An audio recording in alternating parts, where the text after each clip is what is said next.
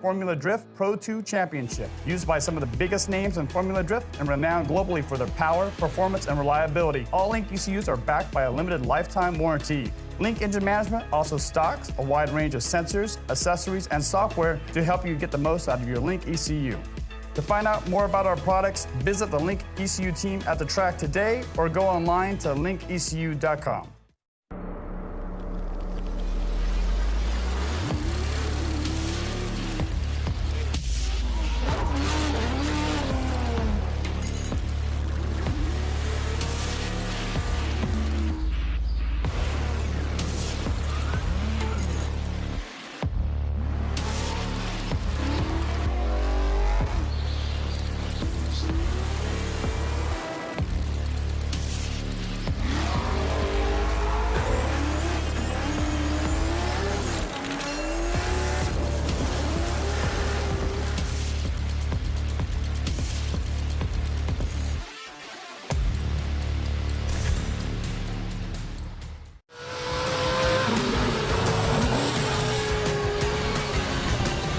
I'm Dylan Hughes, Formula Drift Pro 1 driver, and this is one of my favorite products. This is the Rain-X 2-in-1 exterior detailer plus water repellent.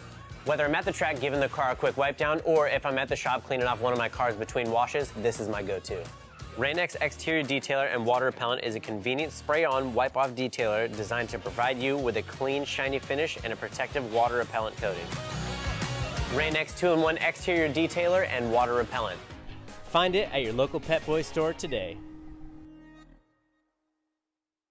What's up, guys? I'm Ryan Turk here with Dylan Hughes. Welcome to Blackout. We are debuting a brand new project. This is something that we've been alluding to for a while. Yeah. Pretty excited. Bunch of people are gonna be pissed, bunch of people are gonna be stoked.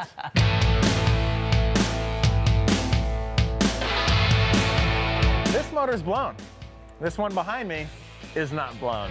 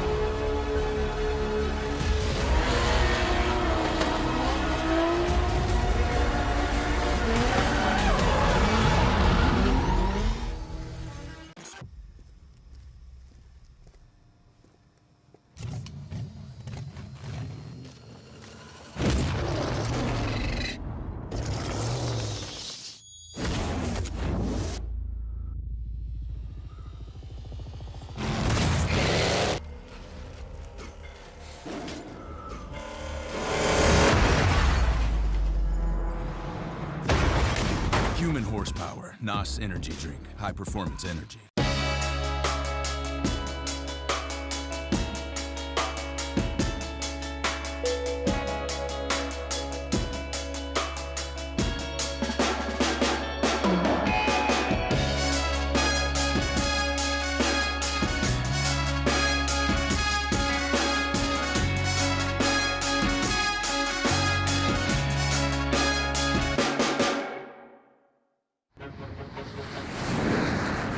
Every superhero has an origin story.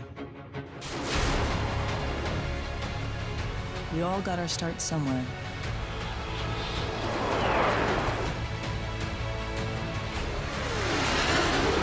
For us, it was the US Air Force.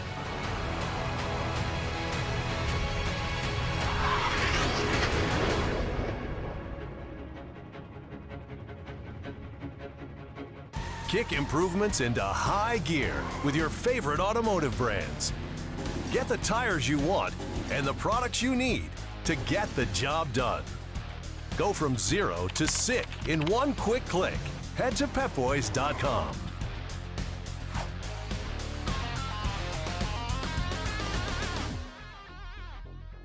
Unleash the power of your engine with world-leading Link ECU from Link Engine Management. Proud sponsors of the Formula Drift Pro 2 Championship, used by some of the biggest names in Formula Drift and renowned globally for their power, performance, and reliability. All Link ECUs are backed by a limited lifetime warranty. Link Engine Management also stocks a wide range of sensors, accessories, and software to help you get the most out of your Link ECU. To find out more about our products, visit the Link ECU team at the track today or go online to linkecu.com. Are you afraid to use red thread locker but need something a little stronger in blue? Not anymore. I'm all about that orange, Chris. Permatex Orange Thread Locker. Holds like red but removes with hand tools and is 3 times stronger than blue. The hybrid formula is ideal for high vibration and it will not loosen or back out over time. High strength and removable. New Orange Thread Locker from Permatex. Find it at your local retailer today. I'm Ryan Turk. And I'm Chris Forsberg, and we're excited to tell you about the all-new line of products from Black Magic. Intense wheel and tire cleaner aerosol for those of you who want one product that does it all. And a new aerosol version of your favorite bleach white tire cleaner. Look how fast it dissolves that brown haze. Keep your tires looking good with Tire Protectant with UV Guard that helps prevent brown haze buildup and keeps your tires looking brand new. So get out to your favorite store And pick them up today.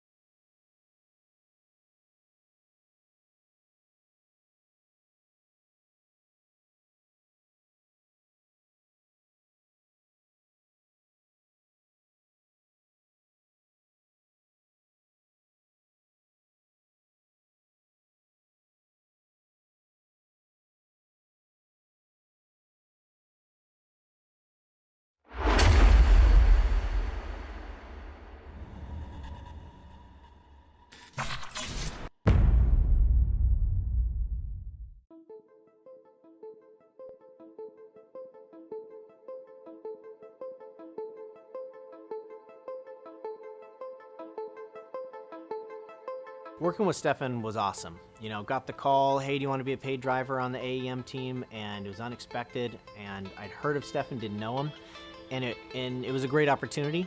did it, it turned out to be better than I ever would have imagined. You know, he's incredibly straightforward. He does things right the first time, which can be hard to find, especially in a growing grassroots type motorsport. And so we really gelled, and through just being smart about car builds and smart about driving the car, won the championship back-to-back with our first car, and then built this crazy Scion with the NASCAR motor. And that was actually a spectacular car and had a good threat at the championship with that car as well. But I think he's really continued his success just by maintaining his throughput of building reliable machines and coming at it in a scientific, technical way. So the interesting thing with Steph is that he has such a storied history in motorsports, right? But the motorsport history that he has is contained to our industry, right? It's import drag racing, it's drifting, his own program, and then being a team owner. And if you know Steph, he's an incredible fabricator, he's an incredible engine builder, he surrounds himself with the right people, and he knows how to win. He knows how to put the ingredients together that really make a successful team. So whether it's Tanner Faust, or now with Frederick Osbo and Toyota coming together, the ingredients have some similarities. Drivers are both top-notch, programs are incredible, and Steph has really been able to be one of those guys that can bring cohesion together to all the aspects of the program that really make a championship-level team.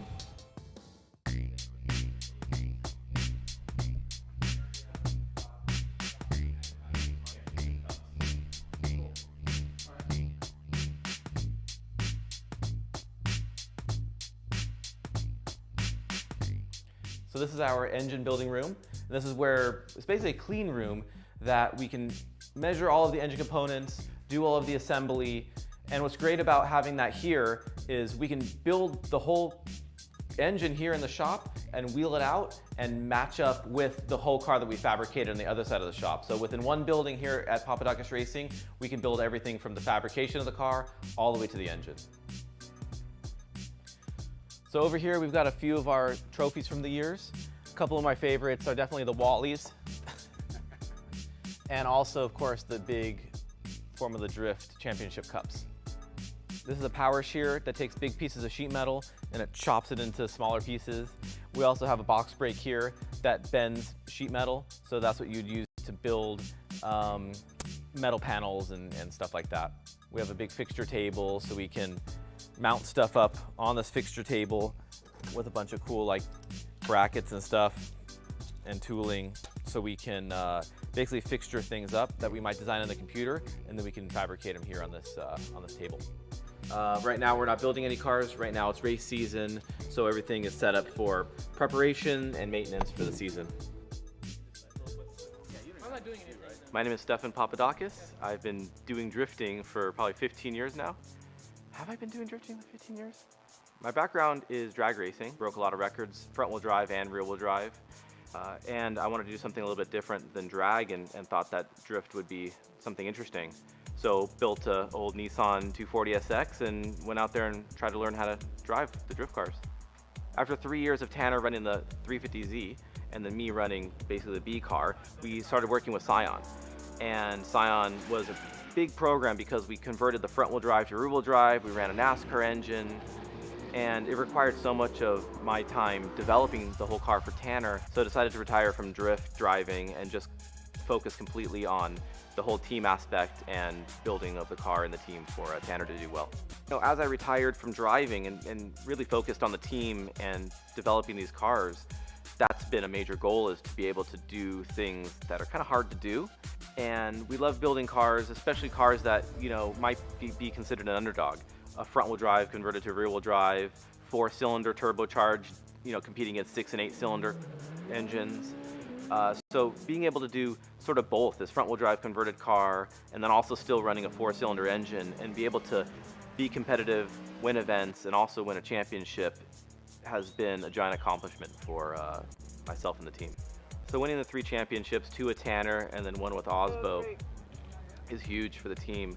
And those are definitely, you know, big moments within our accomplishments. but those two drivers were destined to be champions, I think, anyway. We were fortunate to, bring them onto the team and work together, when they became available. And Formula Drift has gotten to the point to where you can have great drivers, but if they're not in a great car, it's hard to win and really hard to be in a championship position. There's also a lot of good cars out there, but if there's not a championship level driver, it doesn't matter how good the car is. The biggest accomplishment, I think, for me and for the team is to be able to, work with drivers that are on such a high skill level, and then be able to deliver them tools that they can use, the tool being the car, that can bring them to a championship. Being on a race team, running a race team, being a driver for a race team is this huge range of emotions, from obviously the ultimate highs of winning to the lows of, losing. And it could be a broken car, it could be a crashed car, it could be, somebody left a bolt loose. And without those highs and lows, you don't have that dynamic life and be able to feel, both the big range and spectrum of emotion. And I think that's what's so great about motorsports and the drift and everything that we do. It always keeps you on your toes. When we initially build a car, we'll build it so we know it'll drift and we know it'll make enough horsepower. But as we start developing it, we want to make sure that it's exactly what the driver wants to feel, and it's the tool that he can use to go out there and win events. So throughout the year, throughout the season, we'll continue to progress in suspension design, gearing for the transmission, and even tire pressures and stuff like that, so it's really comfortable for the driver when he's driving it. I think what keeps me going in the drift space and continuing to build, these cars is always having the challenge. We've got these challenging cars, Corolla's front-wheel drive, converting them to rear-wheel drive. We've got the 4-cylinder engine that's, a little bit of a disadvantage at first, and turning those, what you'd think might be a disadvantage, and being able to go out and win, and that challenge is, I think, what keeps me and the rest of the guys on the team going. So this year, we want to win the championship, and this year we don't have any excuses. We're coming back with a known chassis that we have shown that we've had good results. Put up or shut up. Just do it this year.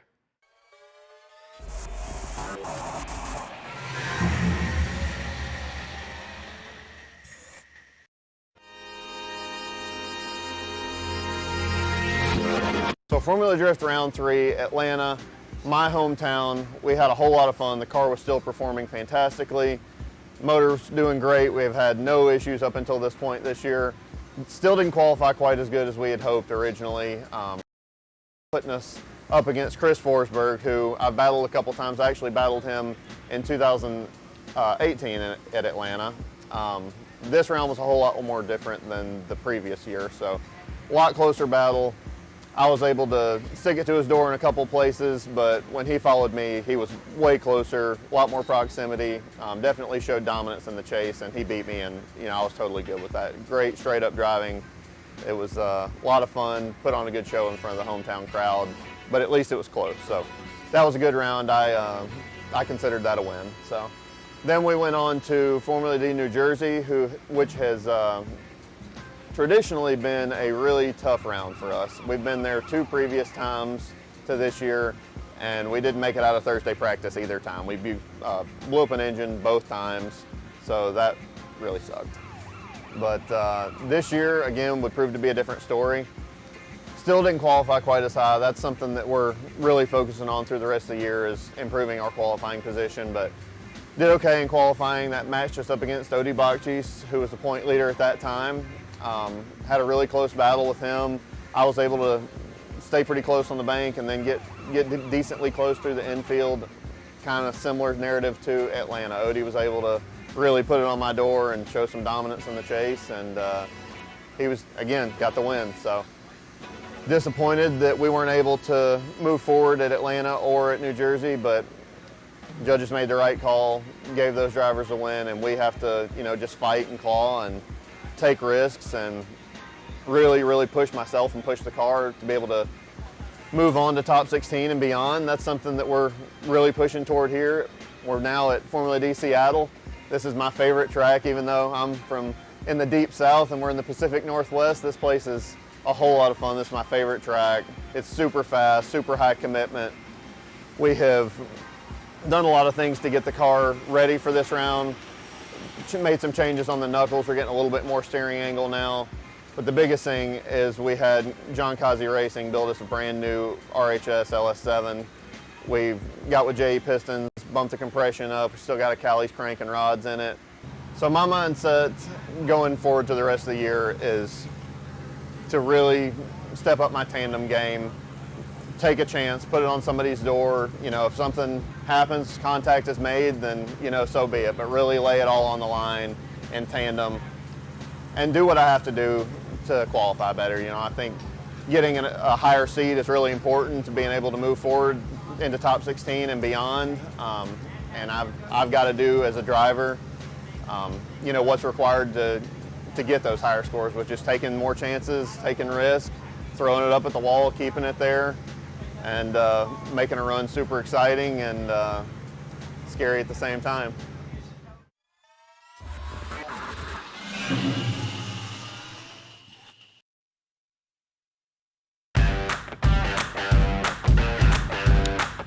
Thanks for joining us out here at Pep Boys Crossroads, presented by Rain-X. This is round 3 of the Link Engine Management Pro 2 Championship, and we are here at Worldwide Technology Raceway. Beautiful facility just across the river from St. Louis, Missouri. We're technically in Madison, Illinois, but we call this St. Louis here, the gateway to the west. And we're about to meet our Pro 2 drivers, whittled from 40-plus drivers down to 16. So much talent here. This technical track is, transformed from last year, a very fast, the fastest track overall, Formula Drift Championship, and now we've modified it quite a bit here to the other side of the facility. Very tight as far as, got a couple front clips, a couple rear clipping zones, and even a couple touch and go. So we are going to kick things off here with our national anthem opening ceremonies, and we'll introduce you to our top 16 drivers. Pat Gooden's excited. He's ready to send it out here, but that is tomorrow, head-to-head action in the Pro Championship. This is Pro 2. So without further ado, if you could, please stand, remove your hats for our national anthem.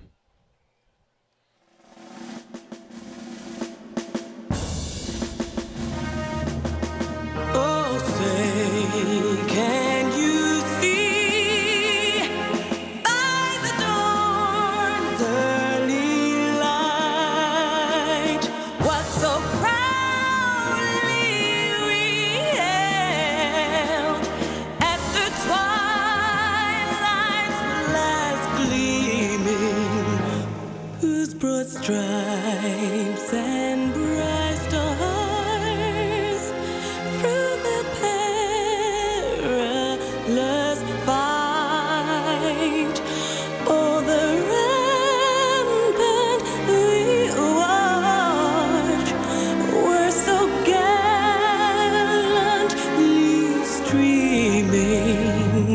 And the rockets rattling, the bombs bursting in air, gave proof through the night that our flag was still there. Oh, send us that star-spangled banner yet wave. Oh, the land of the free and the home of the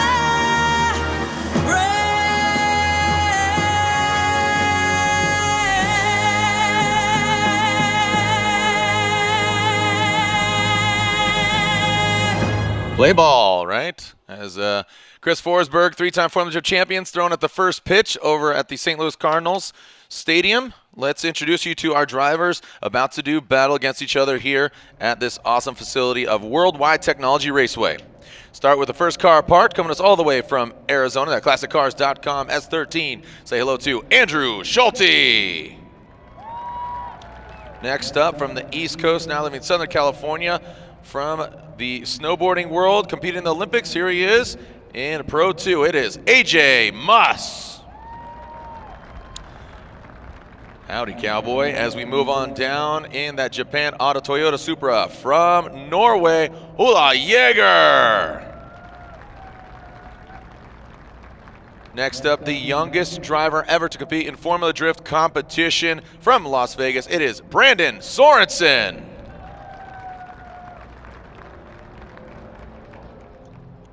Next up in that great looking S15, coming us from Oregon, the Pack International S15, car number 858, Dalton Gernhardt. Coming all the way from Minnesota, former MDU champion, it is Alec Robbins. Next up, originally from Connecticut, now residing in Florida in that Ninjuku Racing S15, it is Adam LZ.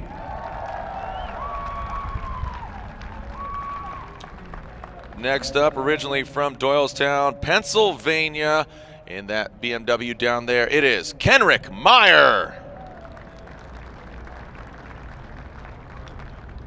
Just behind him, a former champ in that Cora Works S chassis, it is Garrett Denton. Barely making it in by the skin of his teeth, the last vehicle to qualify last night in the darkness in that Gretty Performance Boost Brigade Achilles Tire S13, it is Sean Adriano.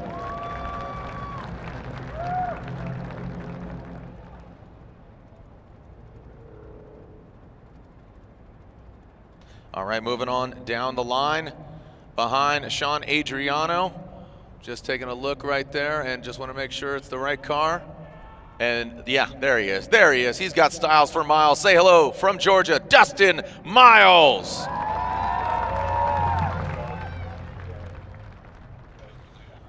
All right, the Red Baron Racing, beautiful looking M2 vehicle from Northern California. It is Donovan Brockway. Coming to us from Southern California, another S chassis in the mix. It is Adam Knapik. Keeping an international flair, he is one of the tallest men in Formula Drift competition in that Duralast Nexen tire. Holden Ute. What's a Ute? Well, here's a Ute. Make some noise for Josh Robinson. Currently leading the points in the Pro 2 Championship. On his second run, he got in the game. Here he is, car number 999 in the Roush Performance Ford Mustang. It is Trenton Beecham. And last but definitely not least, coming to us from San Diego, California in that BMW, it is Rome Charpentier. They are your 16 drivers ready to go head-to-head, toe-to-toe, mano-a-mano here on this track. That is round 3 of the Link Engine Management Pro 2 Championship. Gentlemen, let's send it here in St. Louis, Worldwide Technology Raceway. Getting ready, getting in their hot rods, getting behind the wheel of their respective vehicles. Thanks for joining us out here. Look at the clock, just about 15 minutes till 6 o'clock local time. Let's see who comes out on top. We had pro qualifying earlier today. Head-to-head will begin tomorrow. Check the website, formulad.com, for all the schedules if you want to tune in. And tell your friends you're watching Formula Drift St. Louis, hashtag FDSTL. All the photos and videos you're taking out there as we are getting ready. Get them to the line and we'll send it.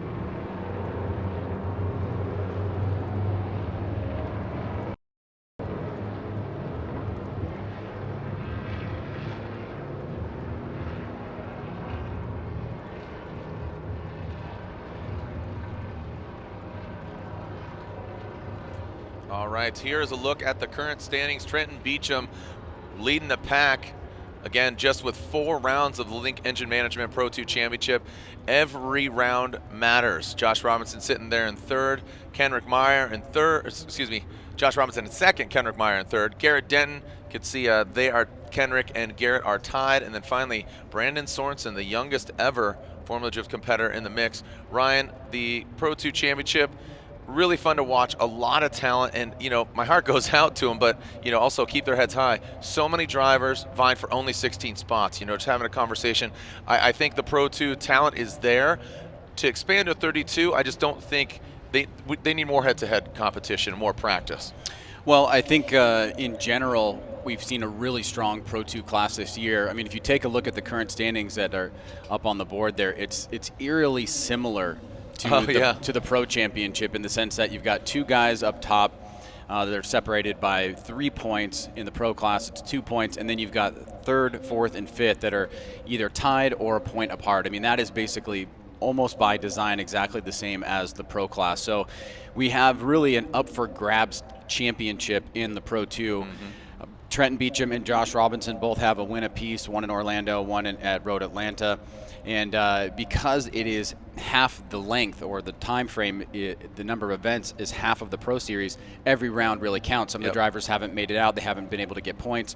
So we've seen some really great driving here this weekend. I think there's definitely a lot of hype on Adam LZ, and he proved that this weekend with 2 solid runs in qualifying. Now it really comes down to the head-to-head matchups, and can those manifest in a win for him, or work his way up into the championship chase. And of course, we always have to remember that there is a Pro 2 rookie chase going on as well. So those drivers fighting for different positions depending on where they are in their championship career. Yeah, during the break, just walking through, I say the break in between Pro qualifying and now here Pro 2, seeing a lot of the fans out here in the building, and there's definitely a line over there for Adam LZ, seeing a lot of his signature lifeguard hats with the LZ Manufacturing Co. on the hat. So it's good to see Adam really rise to the occasion. I was kind of surprised, to be honest, that he didn't qualify as well as I would have expected, being at his home track, residing in Orlando, and obviously didn't get on the box. But now, producing, as you say, stepping up,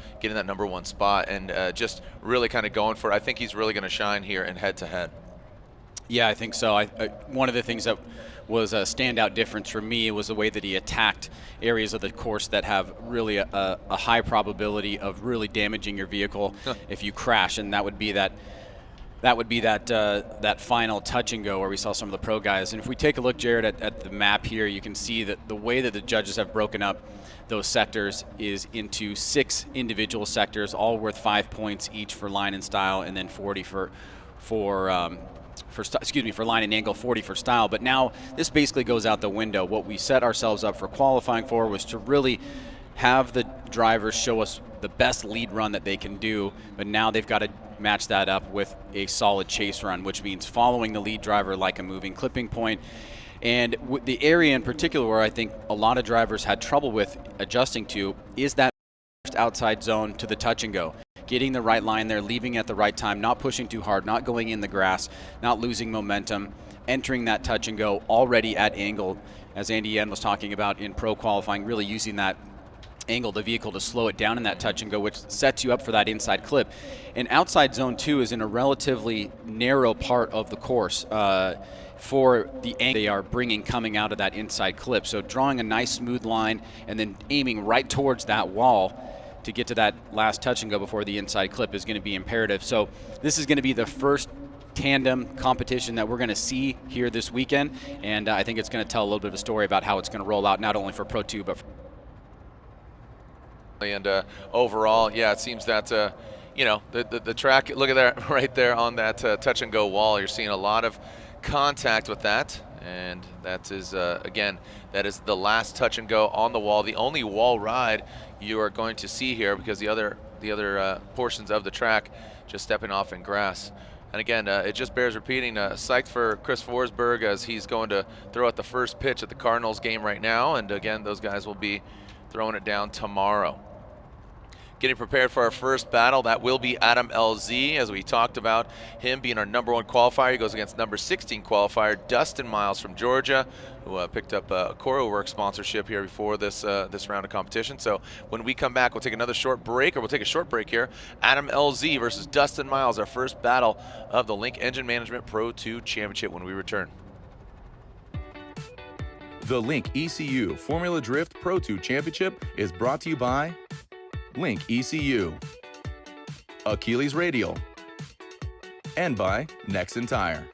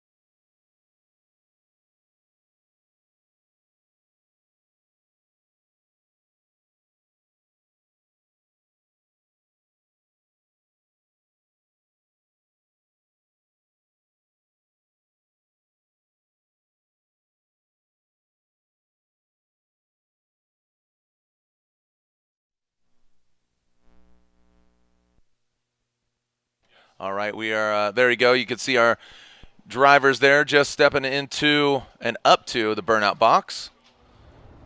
This is Adam LZ warming up his tires.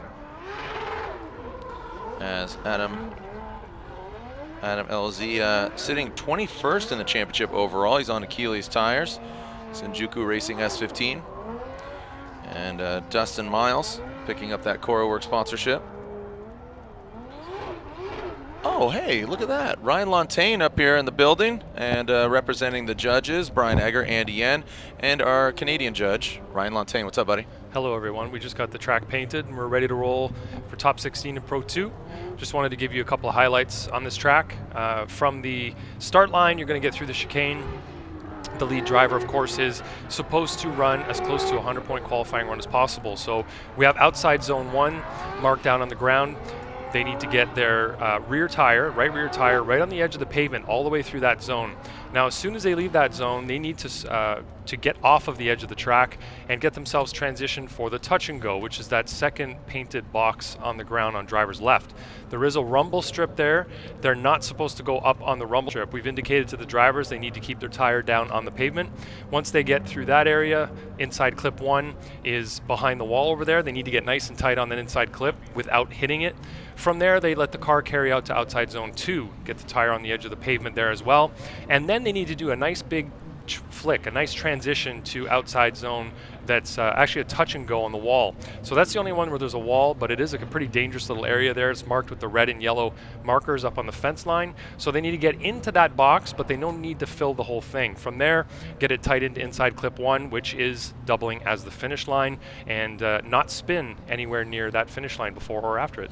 Yeah, we did see that quite a bit there in qualifying, that rotation or just kind of bulking up on that final front clip and that finish line. Here we go, our first battle ever on this new course here. We have been to this venue, but this layout, nope, never been seen in head-to-head, the Worldwide Technology Raceway. Here we go, Adam LZ out front, Dustin Miles in that chase position. Adam LZ quickly getting out to the outside zone. Dustin Miles coming up a bit short, now getting into that touch and go area, transitioning now into that front clip. Nice wide sweeper by LZ, tightens it up. Dustin Miles getting lost in the smoke. LZ filling and coming on through into that touch and go and the final clip. Adam LZ rising to the occasion. That seems to be a trend for him here in St. Louis, Ryan. Well, a good start in the lead position. Every lead driver would love to gap the chase driver, but the way that you want to do it is by following the judging criteria, not cutting the line, getting out to those outside zones, the touch and goes. And LZ is able to do that. He's deep into that second outside zone. Here he goes into the touch and go, right up against the wall. Good slide there. Miles is trying to play catch up in certain parts. He had an opportunity a little bit to attack on that wide sweeping inside clip. And we'll see it from this angle here. Watch as he leaves this outside touch and go. Miles cuts up on the inside. He takes a tighter line there. Had him taking a little bit out of his overall performance to gain proximity, but I think he kind of more or less had to do that.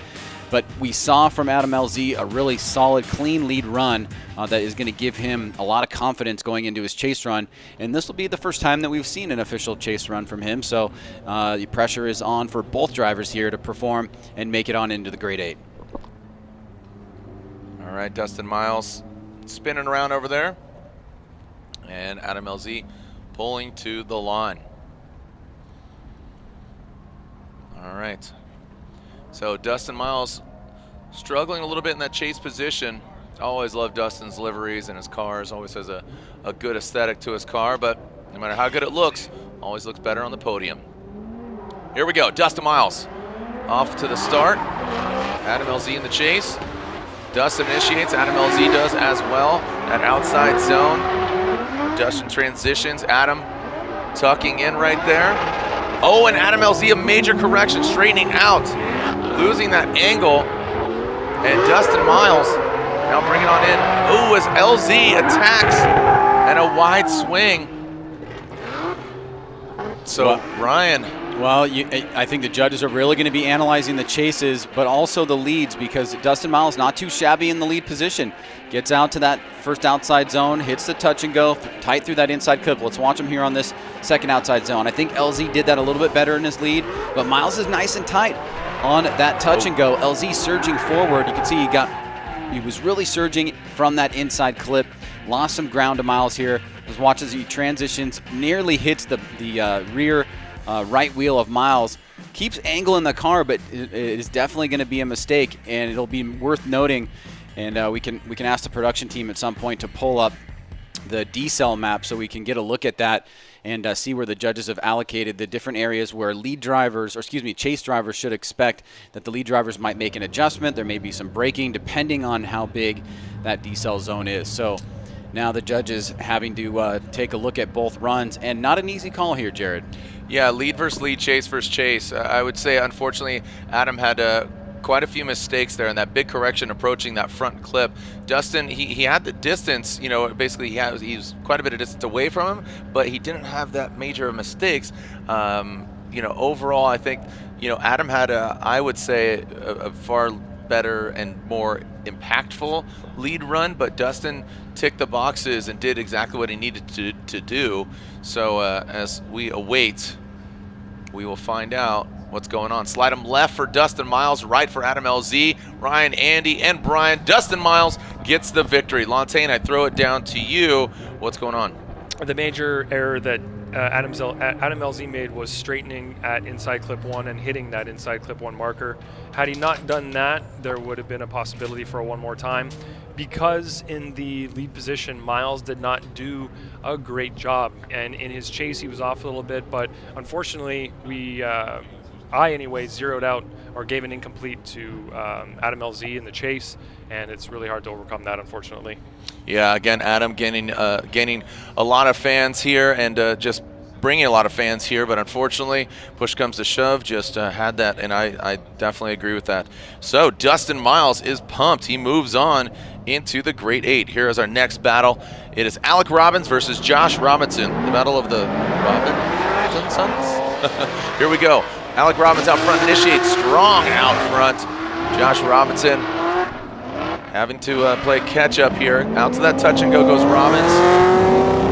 And now out to that second outer zone. Robinson giving himself maybe too much room here with that big holding U. And Robbins tightens it up. Now, again, Alec Robbins, a former MDU Midwest Drift Union champ. Well, Jared, he gets a good jump here, and as you said, he's really following the judging criteria. He's not cutting the line. This is a really important battle for Robinson. He wants to try to get through here, make it into the Grade 8, currently sitting second in points. Robbins is not going to make it easy for him. He gets into that touch and go. Could have been a little bit deeper there, but he was not running away at all by cutting the line. Look how deep he is into that first outside zone. The transition into the touch and go is beautiful. He's back on throttle through this inside clip. Does not hit it. Maintains pretty good angle on outside zone 2, so he's running the proper line. Could have just been maybe a little bit closer to the wall there, would have been more dynamic, and left a little bit of an opportunity for Robinson to do that in his lead, but very, very small overall mistakes from Robbins out front. A solid lead for him, gives himself some good confidence in going into his chase run, but as we saw in the last run with Adam LZ, you really got to put together the full package. So now Robinson has an opportunity to attack in the lead, try to better, and Robbins really needs to focus on making sure that he stays tight and aggressive, but doesn't overdo it. I definitely agree. So here we go, as now Robinson out front. Robbins in that chase position. These guys fairly equally matched according to their qualifying positions, 8th and 9th. Robinson initiates. Robbins looks like he got that distance on him now. Let's see how they handle that touch and go. Looks like Robbins gets a little bit affected by the rumble strip now. Robinson going deep into that outside zone. Robbins having to shorten up. You can see him massaging it, trying to dive in on the inside. Gets close to him. Robbins flirting with the side of that Holden Ute. Ryan, what stood out in your mind? Well, unlike the LZ battle, there wasn't, I think, an opportunity for the judges to show that a driver had an incomplete. However, Robbins did go up on that rumble strip there as he was trying to aggressively chase. Robinson out front drops a tire right there on the deeper part of that zone, nearly hits the wall here, pushes out, trying to swing around. Robbins cuts up on the inside, try to close that door through that inside clip. So we had a much tighter battle through most of the sections of the course. There you can see that little hop from Robbins as he gets out of whack on that outside touch and go, trying to keep the pace strong with Robinson out front. And right here we see Robinson arcing for that final inside clip. Robbins opts to take that inside line, get door to door with them through the finish line there. So another tough battle here for the judges as we are only 2 battles in. Yeah, Josh Robinson there in that Holden Ute, essentially the El Camino from down under, as he comes to us from Perth, Australia. Those vehicles never came to the state in that form. It came in kind of another form, the G8 setup. But Josh Robinson, Alec Robbins, slide him right for Alec Robbins. Alec Robbins gets the victory. I'm going to go and inquire with Ryan Lontaine down here. That was unanimous. So Alec Robbins from Minnesota gets the victory. And your reasoning there, it was unanimous. Yeah, lead to lead, it looked like Robbins did a better job through the zones. He didn't go up on the rumble strip at the touch and go, which was one of those key areas that we told drivers to avoid, and did a better job through outside zone 1. Now, I think they were pretty matched through the touch and go 2 to the finish line area, lead to lead. You go to the chases, Robinson was not close. He was kind of a heartbeat behind. You know, he wasn't really matching exactly what Robbins was doing in the lead, but when Robbins was chasing Robinson, he matched him really well, and he only cheated the line a little bit from touch and go 2 to the finish line, whereas Robinson just didn't have the proximity throughout his chase run. Right on. Thank you very much, Ryan Lontaine. Let's move on to our next battle. Adam Knapik versus Garrett Denton. All right, so Adam Knapik will lead. Battle of the S chassis here. Adam Knapik qualifying 4th. Garrett Denton qualifying 13th. That's why Knapik. Well, look at Garrett Denton right there on the side of Knapik. So Knapik gets up into that rumble strip, gets out to the touch and go. Both of them really well done there. Knapik had a straight line approach on that second outer zone. Gets out the touch and go. Garrett Denton does not. He takes that diving in on the inside, trying to flex on him, but unfortunately has a correction on that last clip. Yeah, the Pro 2 drivers definitely putting on a great show here tonight. 3 battles in, we're seeing some really close and crazy action here. Knapik out front, Denton trying to chase him down. Knapik wrapping around through this inside clip. Here comes Denton, putting the pressure on, driving through that smoke line blind. Little bit more angle there from Knapik out front. He gets into that outside touch and go. Denton cuts it a little bit short, nearly makes contact through that inside clip. And they'll switch things up now. So a good back and forth battle there. Knapik leading the way, does a good job on this inside clip. You can see he was right on that front line. Took a little bit of angle out of the car, but notice that Denton is not following his line completely. He's a little bit tighter. He missed that outside touch and go. Cut up on the inside there. So Knapik has a good opportunity here to try and match that chase run of Denton. But Jared, we've seen some close battles so far, and it's come down to just a couple little mistakes by either driver in the second half of the battle. Yeah, I like it. You're just seeing this course really flourish and show off that I think we're going to see some good battles. I believe we're going to see some banging away as well, banging of some doors. Here we go. Now Garrett Denton out front. Garrett Denton initiating. Adam Knapik in that chase position. See how Denton handles that touch and go. Really well done. Knapik, you can see, taking some angle out of it, gaining some ground as Denton exits out of that front clip and now approaching that outside zone, or excuse me, not the zone, but touch and go. So both of them kind of mimicking each other in the chase position out to that touch and go. It's always interesting seeing, similar cars compete against each other. Well, you can see a little bit tighter line in the chase there by Knapik. Denton out front. Really wide sweeping turn into this inside clip. Now pushing out wide here. How's Knapik going to deal with it? This time Denton fills the zones a little bit better. Oh, a big reduction in angle there from Knapik in the chase position and finishing things up coming through the finish line. Denton out in front fills that first outside zone very well. He got a little bit of a late transition into the touch and go, and that pushed him a bit wide, but he's still able to get that inside clip. Really filled that second outside zone well, and look at how he's pointed right towards the wall there as he fills that touch and go and has the nice smooth arc through the finish line. So once again, 3 for 3. We got a winner? 3 for 3. We got some nice battles going on here. Yeah, dude. Do you think we got a winner though? Question? Sure. Yeah? Yeah, I think so. Oh man, I'm looking at you. Garrett Denton gets the victory. Man, why are you playing me like that, Ryan? I thought we were homies. As Garrett Denton gets the victory, I was looking at Ryan. I'm not looking at the screen, and then he's like, "Yeah, I think we do." And I turn around, and there it is. But man, Adam Knapik, some great driving there by him. But Garrett Denton comes out on top. As Brandon Sorensen, again, the youngest driver ever to compete in Formula Drift competition in head-to-head battles. Brandon Sorensen will be going against Sean Adriano, and Brandon really flourishing here. His sister, unfortunately, not able to qualify. She's going to be cheering him on. And that drift line, Sorensen Motorsports, BMW. Great looking car, again operated, and the family out of Las Vegas, Nevada. Sean Adriano from Strong Beach over there warming up his Achilles tires. Both these guys on Achilles, as the Pro 2 is limited to 2 brands, Achilles or Nexen, as far as spec tires. Spec manufacturers, I should say.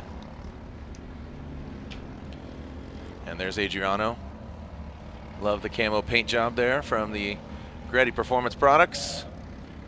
Achilles tire S13. And Brandon Sorensen qualifying 5th. Sean Adriano, the last driver to qualify last night. And it was definitely dark. The light's not coming on, so did it in the dark. Danced in the dark, qualified 12th. Stoked to be in the show, purging that nitrous. And here we go. You can see the light in the middle, the red light. It'll extinguish. That means they can go. And just an FYI, the chase car can jump the light to accommodate for maybe some horsepower differences, or basically the gap, as Brandon Sorensen takes out that final cone on that first outside zone. Sean Adriano really tight, trying to mimic his angle. Sorensen fills all of that second outside zone, approaching the touch and go. Sorensen flicks it in there. Sean Adriano, and looks like he gets to the side of him, but unfortunately has to pull back. Gets choked up a little bit. Ryan, let's take another look. Well, Sorensen, remember, sitting in 5th place, also the highest ranked rookie of the year so far. Getting a good lead there on that outside zone. Here comes Adriano attacking on that inside clip. Pushing out wide now with Sorensen, but Adriano trying to follow him as deep as he possibly can. Driving into that touch and go. Both drivers are there. Surging forward is Adriano, nearly making contact. Fell back a little bit. Let's watch this transition to the outside touch and go. Looked like Sorensen was a little bit deeper there. He hits that inside clip, but Adriano is keeping pace with them. He's trying to follow that line as closely as he possibly can, even into that touch and go. Surging forward there. I like that move, even though he fell off towards the end. A good aggressive chase run. And Brandon Sorensen looking very solid as well. And Rookie of the Year, 5th in points. A huge battle for him with Josh Robinson going out. And we're seeing some that's true. Some of the top guys. There are going to be definitely going to be some shuffling, Jared. We've only got the leaders with 100+ some points after 2 rounds, so we know that there's going to be some big shuffling near the top and all across the board. So here we go. Let's get the second half of this battle. Adriano will now lead. Sorensen will give chase. Let's see what kind of chase. With Brandon Sorensen, I say a little, but man, he's grown up before our eyes. As Adriano dips a toe into the dirt, sheds that back bumper, just hanging on loosely. There it goes, as Adriano makes that wide swing around that front clip. Sorensen going for a tighter line. Out to the touch. Oh, and Adriano! Looks like he made a mistake there. He went to go initiate early, and Sorensen had to initiate off that touch and go, or transition, I should say. Watch this. Well, let's take a look at Adriano out front. Sorensen took a little bit more of a tighter line and then moved out to the outside to get right at the door of Adriano. Seen some bumpers fall off. Adriano tight on that inside clip. Sorensen keeping it close. A little bit less angle there. Didn't follow all the way deep into the zone. And then you can see the front end kind of washing out there from Adriano. And Sorensen having to follow him like a moving clipping point. Could have been affecting him there. Let's take a look at it from this angle. Coming through this inside clip, Sorensen with big angle trying to keep it close. Adriano, beautiful job on this outside zone. Points it right towards the wall. And then right here, watch the front wheels. They're going to adjust a little bit. Same thing with Sorensen. So judges, once again, have another tough decision to make here. Well, this is a caused B type situation. Where is the fault going to lie? Yeah, that's what I was going to say. Is this is a great example of why in judging, or excuse me, not in judging, but in qualifying, why when they're out there by themselves in a solo pass, we talk about unchaseable runs. Sean Adriano, towards that last front clip, unfortunately, as you say, washed out, took a tighter line. That could have affected Brandon Sorensen, because say he takes that wider line, he goes into the side or the back of Adriano. And especially if you're in relative proximity too. Right. So we'll see what the judges think about this, but the first 4 battles have been really exciting to watch. Drivers have been making a couple mistakes here and there, but they've all been in aggressive driving that we love to see. Yeah. Results are in. They are coming in. Adriano and Sorensen. Slide them left for Adriano, right for Brandon Sorensen. Ryan, Andy, and Brian, and Ryan and Andy and Brian. Brandon Sorensen gets the victory. Brandon Sorensen gets the win. And as throwing it down to you, Ryan Lontaine. We talk about that unchaseable run. Was that kind of the big factor there, the big standout? Well, in the chase position, Adriano made a mistake coming into the inside clip at the end of the course here at the finish line, where he dove in a little bit too aggressively. Maybe his transition was a little bit late following Sorensen into the touch and go. So Sorensen ended up on a tighter, the line that he was willing, trying to take coming into the inside clip, and Adriano went wide.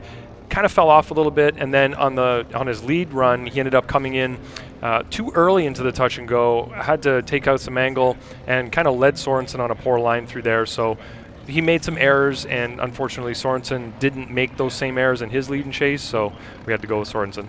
Thank you, sir. Thanks for your elaboration. As we are now officially, we are halfway through our top 16. We'll take a short break. When we come back, we'll go to the other side of the bracket, Donovan Brockway and Rome Charpentier.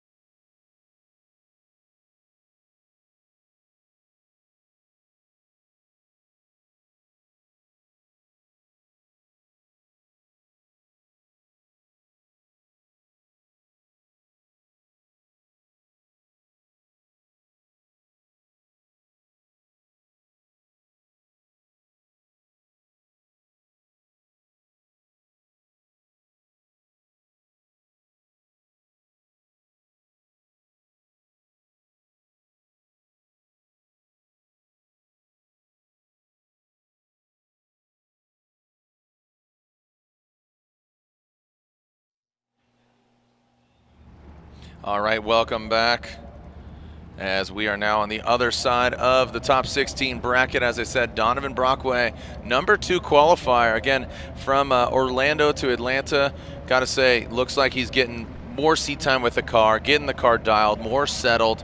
And this thing's a rocket ship, as is Rome's vehicle, the Imagine Garage E36.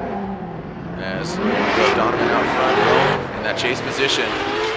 Rome rips into that first outer zone. This turbocharged LS under the hood of the BMW. Now coming into that first front clip. Rome coming in hard and hot and heavy.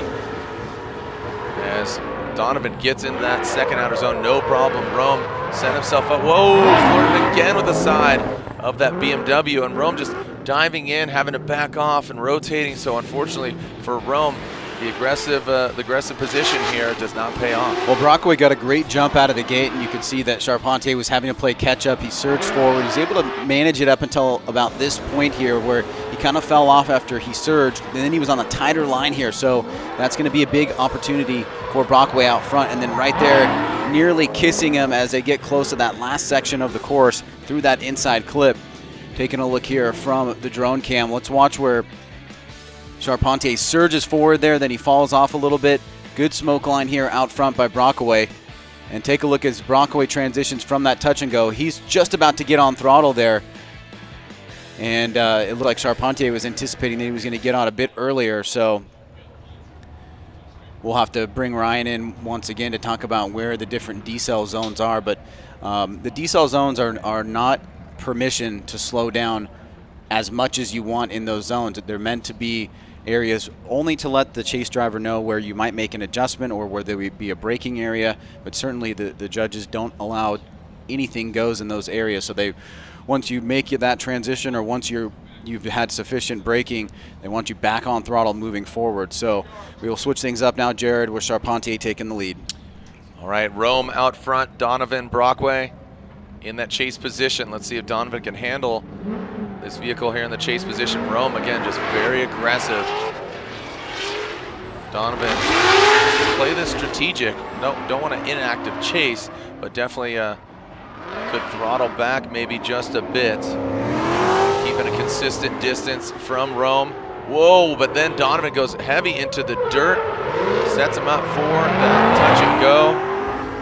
And I have to assume that, you know, even though Donovan took out that final clip, he did not have kind of the major mistakes that Rome did. Well, I think a lot of it's going to come down to that bit that they had in the last run about where Donovan should have been back on throttle. Was it the right area and the timing right? In this second run here, we're seeing Charpentier get deep into that second outside zone, really close to the wall here. Brockway following him as well, but not really managing the proximity as well as you would like to have in the chase position, especially after a good run that he had. Does a pretty decent job in the chase position through that first outside zone, and also the touch and go here. Keeps it pretty close there through the inside clip. This is where we saw that kind of yo-yo effect in the first run. And there's a little bit of separation. Now he's trying to play catch up here. He's not able to attack the door in the way that Charpentier did, even though Charpentier may be at fault for that area where he came and surged forward. So we're going to have to definitely get with Ryan on that to get the take of the judges as we wait for the official results. All right, wait for, you can see the judges up here, scrutinizing, breaking it down.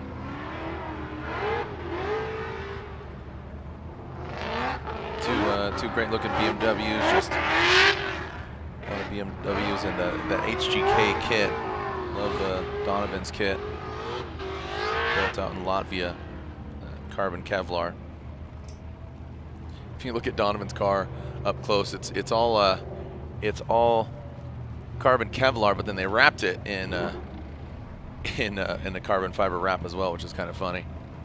But definitely encourage you to take a look at that vehicle up close and personal.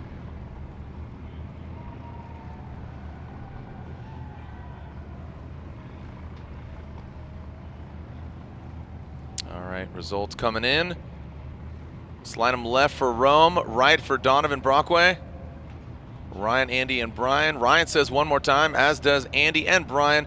One more time, so they're going at it again. Down to you, Ryan Lantain.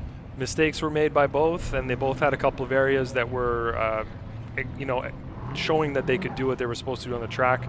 And just looking at how they both made mistakes in the chase position, looking to see it one more time from them to see who can really prove that they can win in the lead and the chase positions. Hey, Ryan, give us an idea real quick, just before we have the map up, the decel area after the outside touch and go through that inside clip. What do you guys expect from drivers there? Well, we want the drivers to decel in the touch and go areas and then get back on throttle. And you could see that Donovan in his lead was off throttle through that touch and go all the way through pretty much to the finish line. So, you know, the mistakes were made by both in the lead and the chase. All right. Thank you, Ryans, as we move on to our next battle. So there's our first one more time of the weekend, and we got Ola Yeager and Trenton Beecham. Ola here coming in, Japan Autos, all that outside zone. Trenton Beecham, our current points leader. This could shake things up, as Ola Yeager, definitely a very talented driver in contention for that Pro 2 championship, as well as swings it around that touch and go. Definitely gonna need, you know, if you want to win this thing, you got to be sweating that lead driver. Well, with Robinson out, this is a very important battle here for Beecham, and like you said, no easy task going up against Ola Yeager. Yeager starts out strong, good speed through here, hits that outside touch and go and the inside clip. Let's take a look at the outside zone, driving right along the edge of the course. Good job by Brockway, keeping him in relative proximity. I like the way that he kind of dives in here without cutting the line too deeply, trying to follow Yeager's line through that last section of the course, and also there on that inside clip. He's doing a pretty good job mirroring that. You know, the natural feeling is try to cut the line to gain proximity, but Beecham does a pretty good job of not falling into that habit, but still keeping pretty good relative proximity. So good job by Beecham here, the current points leader. Yeager as well, and now they'll switch things up. as our championship points leader is definitely needing an opportunity.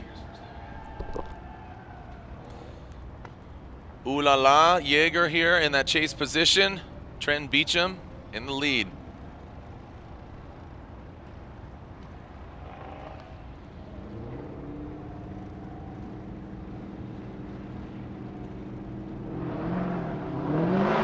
All right, stay in your lane, fellas. Just kidding. Here we go. Trenton Beecham gets into the dirt, flirting with the dirt. Here has Trenton Beecham.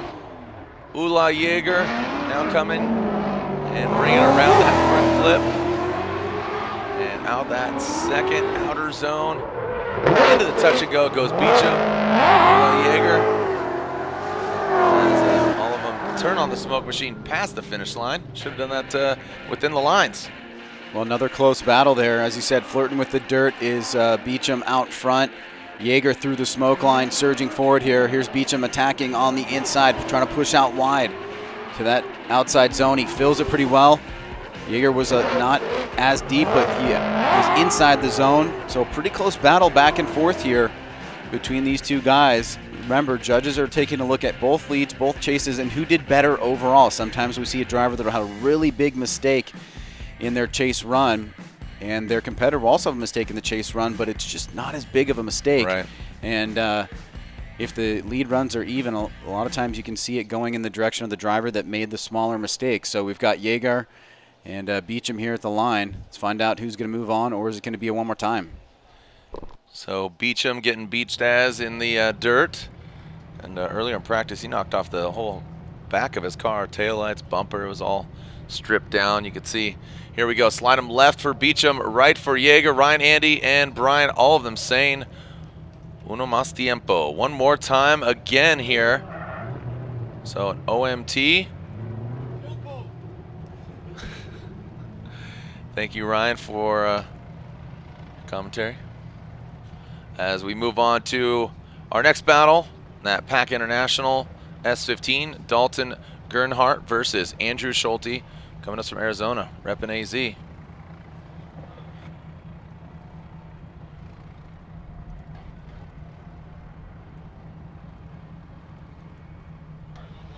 All right, here we go. Hashtag FDSTL.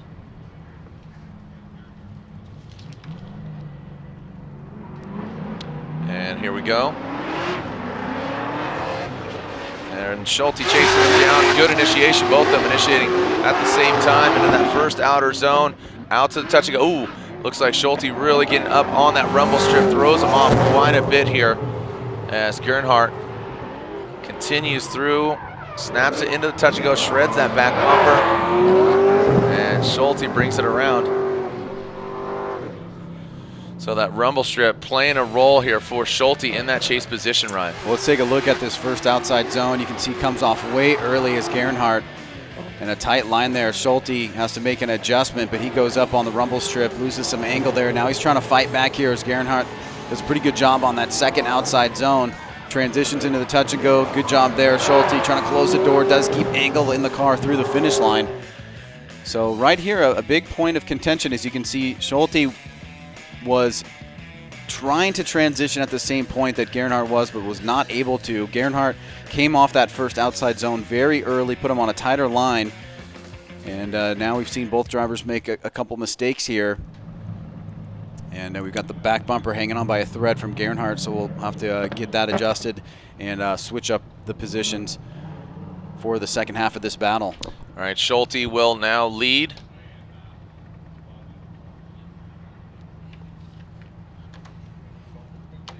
All right, getting that bumper off. Andrew Schulte, the ClassicCars.com S13 on Nexen tires. Both these guys on Nexen tires. Schulte will lead. Dalton giving chase. Still here in top 16. We will revisit the two one more time battles. Donovan Brockway, Rome Charpentier, as well as Ula Jaeger and Trenton Beecham. Here's Schulte. Through the chicane, ripping away is Schulte. So Gernhardt not expecting that. Getting caught on his heels, and now it's like Schulte with that clean air, definitely executing a good, solid line there. You can see he loses a bit of angle as he enters into that second outer zone. And Gernhardt now flexing on him. Schulte taking a way tight line, allowing Gernhardt to catch up and get right to the side of the Arizona pilot of Schulte. Let's take a look at the second half. As you said, Jared, Schulte gets out to a good jump there. Comes out of the zone a little bit early. You can see Gernhardt was desperate to try to gain proximity there. He was able to get up right on the inside. Did a good job through this first inside clip. Schulte just on the inside of that second outside zone. And then right here, he comes off the touch and go a bit early. Doesn't give himself that great arc. And Gernhardt anticipates it, dives right in, keeps it close. Nice job in proximity there from Gernhardt.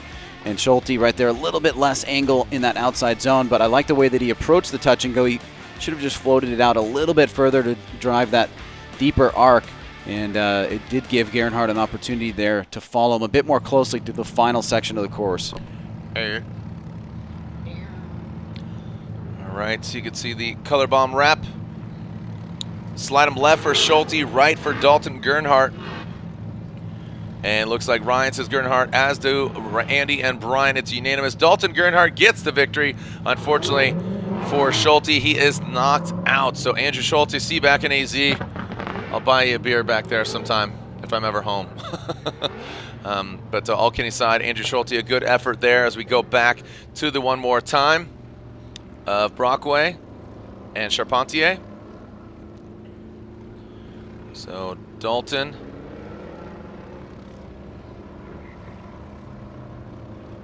Moving on, and there is Rome pulling up to the line.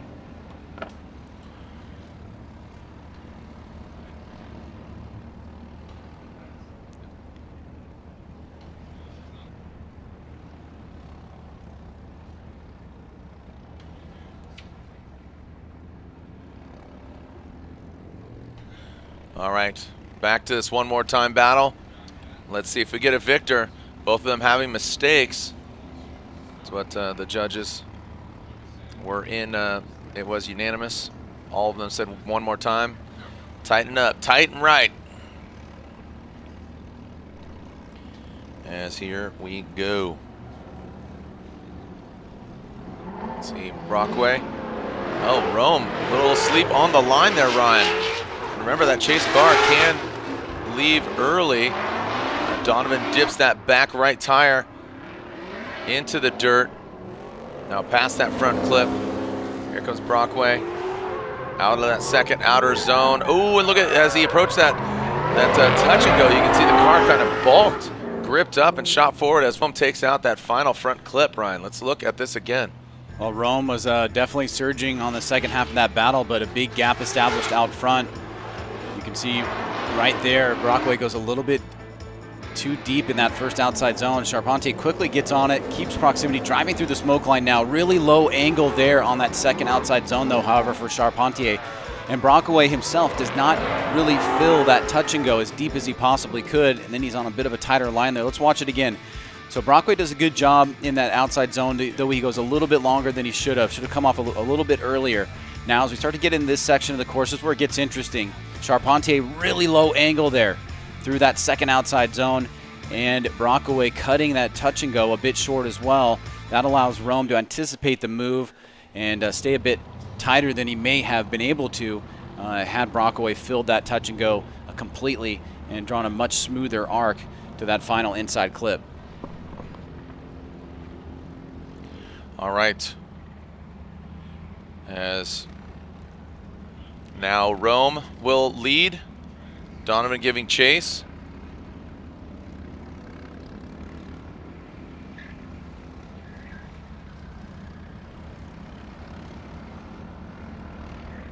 All right, Rome will lead, Donovan giving chase here as they flip it up here on the second run.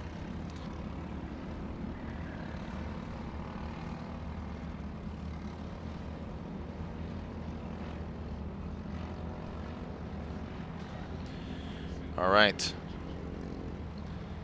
Let's see what Rome can throw down here in that lead position. Lights begin. And here we go. Rome out front. Donovan in that chase position. Gets really aggressive, tries to get to the side of the E36. And a Magic Garage BMW. Donovan falling back a little bit. Getting the outside zone. Rome, good angle from him.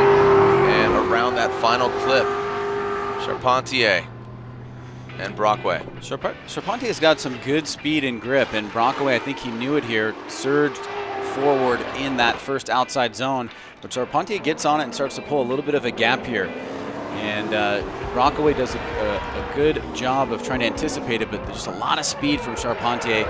Fills that touch and go, pushes through this inside clip. And this has been a close battle that got us to a one more time, and the second one as well. Both drivers really pushing hard. You can see Brockway, maybe if he was a bit tighter on that inside clip, anticipating that move from the touch and go, he might have been able to stay up a bit more on that inside, but Rome is very fast in that vehicle. Looks like he was doing a good job on that touch and go as well, which may be a point of difference here. So now we go to the judges for the final result. All right, doing it for the gram there. Nice job. See that? Chase snapping pics.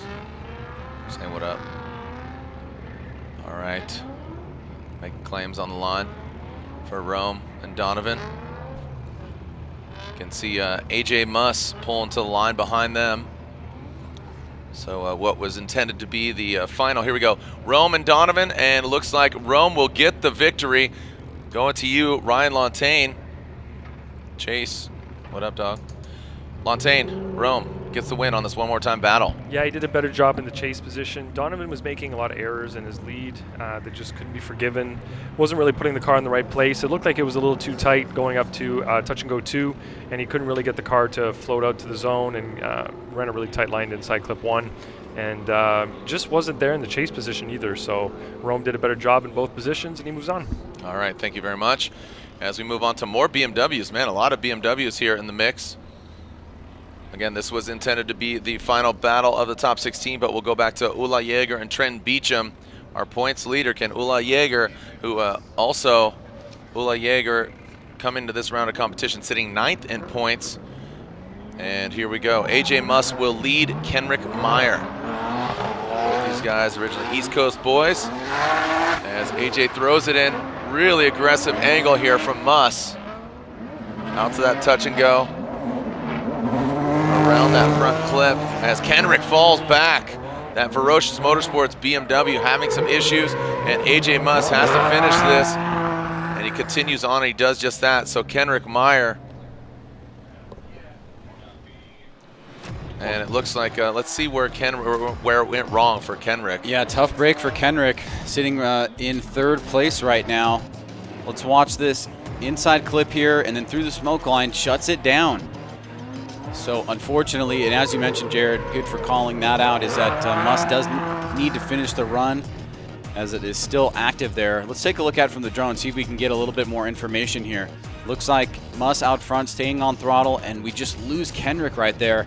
And then he turns to the left off to the side of the course. May be having some issues with power, but a tough break for him and not a good time to have it right now. I have to imagine as we see him limping off of the course or near the course with some of the track staff trying to track him down, he probably will, my guess is that he'll probably call a competition timeout. Right now, he is only 41 points out of the championship lead, so we are definitely seeing some top drivers have some tough breaks here. And so far, Jared, in our grade 8, we've got 6 of the 8 positions filled with Miles, Robbins, Denton, Sorensen, Charpentier, and Gernhardt all moving on. And this battle between AJ Muss and Kenrick Meyer is one that needs to be filled, as well as a one more time battle between Yeager and Trenton Beecham. As Kenrick right here, it looks like he's going to be needed to, he's going to need a tow off here. Also want to send a shout out to Drift STL, the local St. Louis sanctioning body. A great scene here in St. Louis. We've been coming here to the St. Louis Auto Show just across the river in the stadium for a few years. Vaughn Gittin Jr. and Chelsea Denofa joining that party. But we'll get Kenrick Meyer and his Ferocious Motorsports BMW off the course here. We'll take a short break, let the track do their thing, but again, we'll come back and we will have a continuation of round 3 of the Link Engine Management Pro 2 Championship. The Link ECU Formula Drift Pro 2 Championship is brought to you by Link ECU, Achilles Radial, and by Nexen Tire.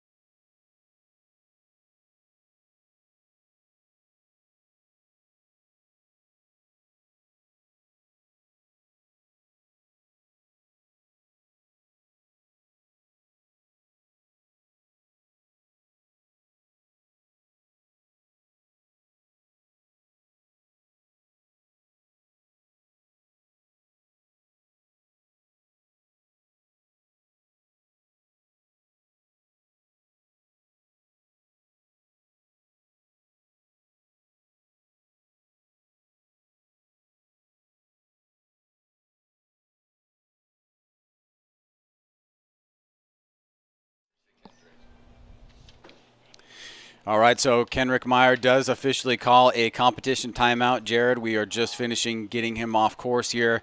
Once he's able to get hands on the car and the car is off of the flat toe, his competition timeout will start. So I believe we will be heading right to our one more time battle with Trenton Beecham and Ola Jaeger. Ooh la la, Ola Jaeger. Qu'est-ce que c'est? As looks like down in the course, man, he's getting on his hands and knees cleaning that course. These guys are on it. All right. So I could see over at the burnout box, Ola and Trenton. There goes Kenrick. Off the course. And as you said, Ryan, Dustin Miles will be going against Alec Robbins in the grade 8. Also in the grade 8, Garrett Denton versus Brandon Sorensen.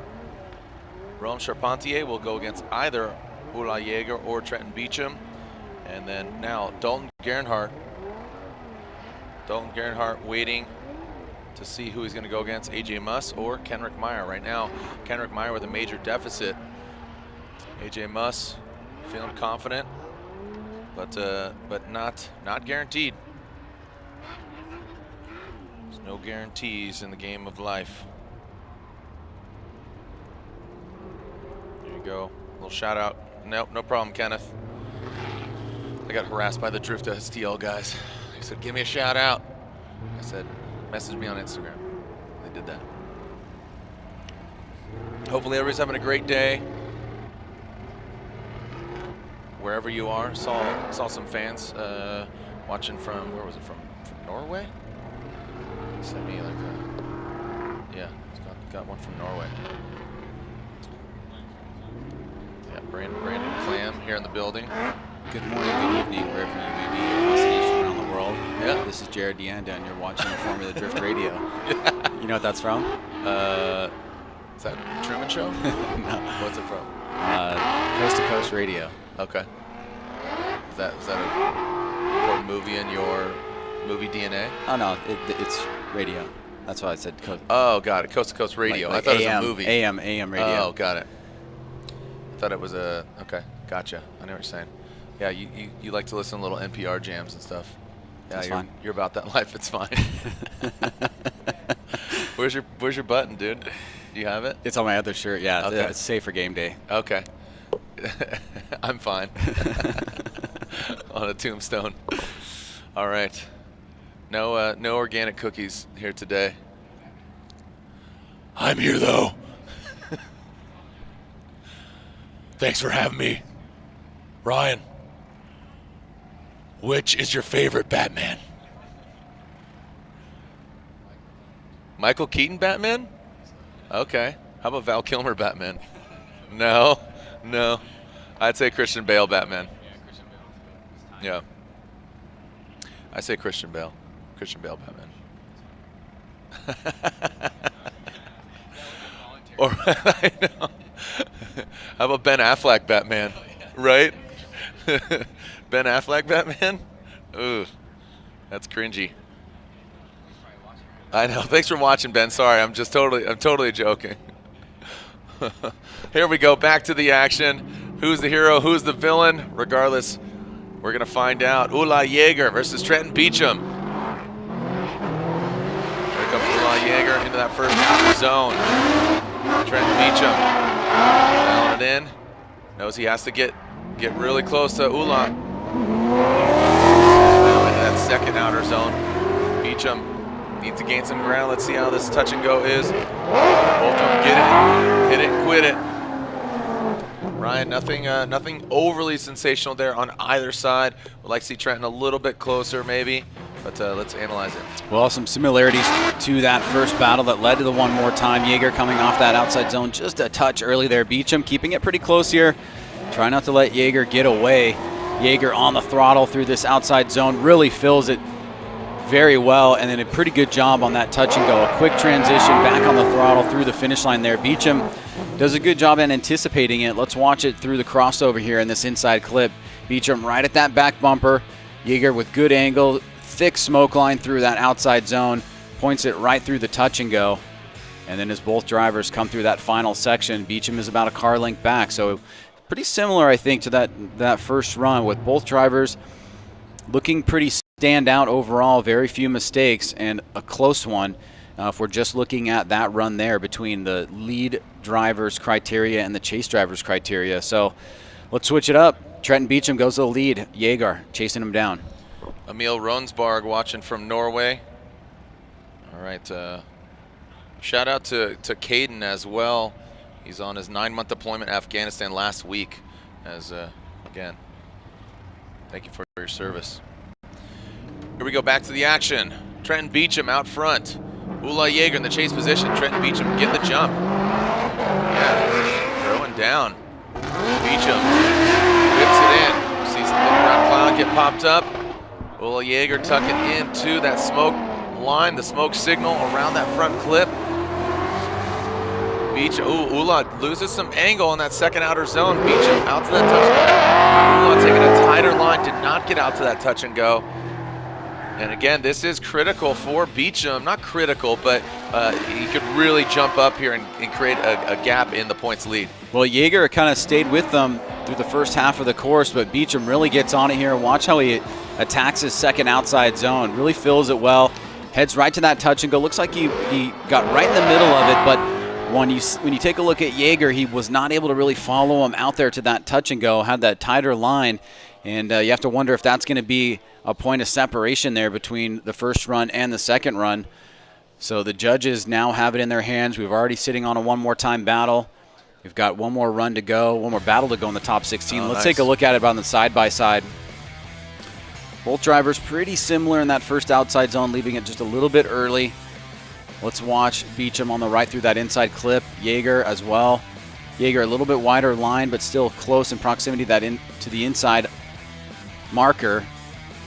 And then you can see right there, maybe the difference is Jaeger, how he approached that final outside touch and go with respect to Beecham and his line.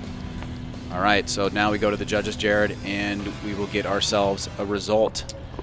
Remember, we have to go back to the second half of the AJ Muss Kenrick Meyer battle. Not a cloud in the sky here at our Worldwide Technology Raceway.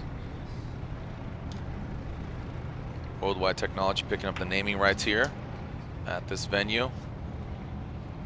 And here we go, sliding left for Beecham, right for Ula Jaeger. Do we have a victor? Ryan, Andy, and Brian. Ryan says Beecham. Andy and Brian. Oh, look at this. Brian says one more time. Andy says Trenton Beecham gets the win. So not unanimous there. But Lontaine, going to you. You and Andy saying Beecham. Brian saying OMT. Yeah, Beecham, I thought, did a better job. He dropped a tire slightly in outside zone 1, but maintained his line. And as he went from there to the touch and go to inside clip 1, he did a better job and just had a smoother run, it seems like. And in the chase, he mimicked what Beecham mimicked what Ula did better in the chase position. Right. And I felt like Ula was a little bit off, of what he was doing in the chase. So Trent Beecham, for me, did a better job in both positions. All right, well, I appreciate that. And again, all right, we are... Okay, so we got Dustin Miles and Alec Robbins. We will go back to the second half of the AJ Muss Kenrick Meyer battle, but this is officially our first battle of the Great 8. So we'll go back to the second half of AJ Muss and Kenrick Meyer, but here's our first battle of the Great 8. Dustin Miles versus Alec Robbins. Alec Robbins will lead. He qualified 9th compared to 16th of Dustin Miles from Georgia. So Minnesota versus Georgia. Here we go. And again, Dustin Miles can jump that light before it extinguishes because Robbins got a rocket. Z. That vehicle. Daytona 1, excuse me. Oh, takes out that front clip. And Miles having a difficult time keeping up with Robbins as he gets into the dirt, out to that touch and go. Robbins, a nasty snap into that touch and go. Very impressive. Again, throwing up the dirt, but Dustin struggling here in that chase position. Well, Robbins getting a good jump here. A lot of smoke coming from the vehicle. Miles having to navigate his way through it. A little bit less angle there as he comes up tight, hits that inside clip. A little bit of a tire drop there. Car gets out of whack, but then he's able to follow it up with an incredible transition to that touch and go. Back on throttle early, so Robbins right there looking very impressive.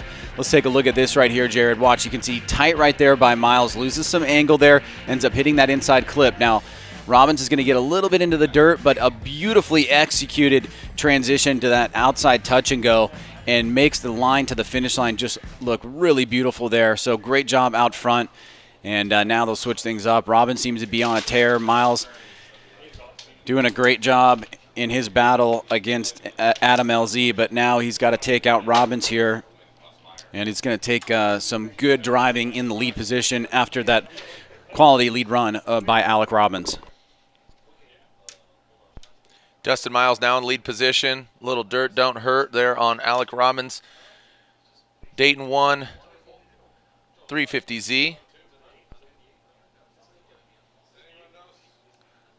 Sending him. Here we go. You got double Chase down there. You got Chase sending him, standing there, and then Alec Robbins chasing. Here we go. Dustin Miles out front. Dustin initiates. Whoa, Alec Robbins getting aggressive in that chase position. Dustin Miles losing a little bit of angle, but Robbins not affected. Now to that second outer zone. Miles, massive angle there. Can he snap back? Yes, he does. As Robbins, shallow on that line.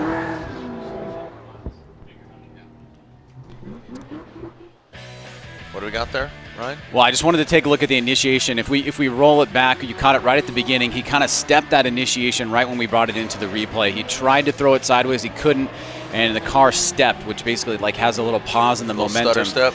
And Robbins actually dealt with it pretty well. A good second half of the course here for Miles on that outside touch and go, but when you're looking at the leads, I think Robbins got the advantage there. Here we go. We're going to see it again. You see that hold up right there? And then he loses angle in the car. Robbins has to adjust and does a good job of still maintaining proximity, but being able to adjust to the mistake that Miles made out front. Robbins here getting through the smoke line. Miles does a great job on that outside touch and go, but that mistake early on may be the mistake that pushes him out of this grade 8.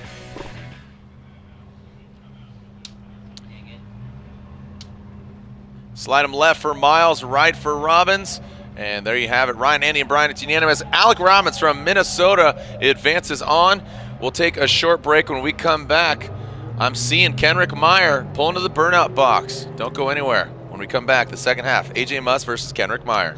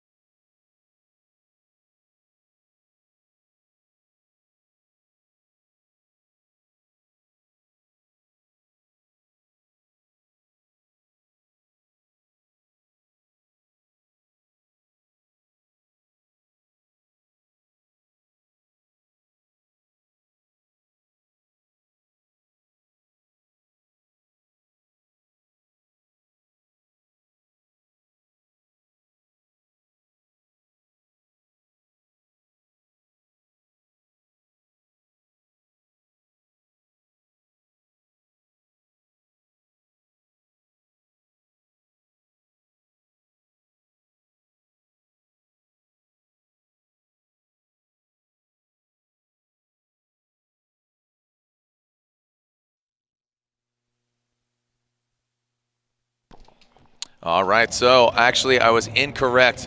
That red car over there I thought was Kenrick Meyer is actually Garrett Denton. So Kenrick Meyer did not make it to the line. He called that competition timeout, which is the 5-minute allotment. So that means AJ Muss with this bye run, as long as he completes it, will advance on. So Kenrick, unfortunately, not advancing on.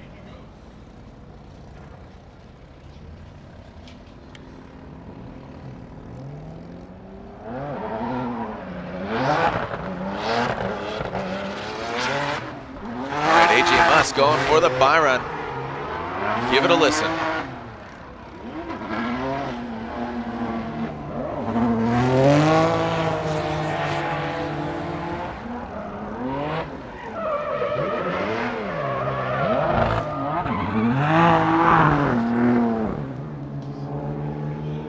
That's an unchaseable run. He's out.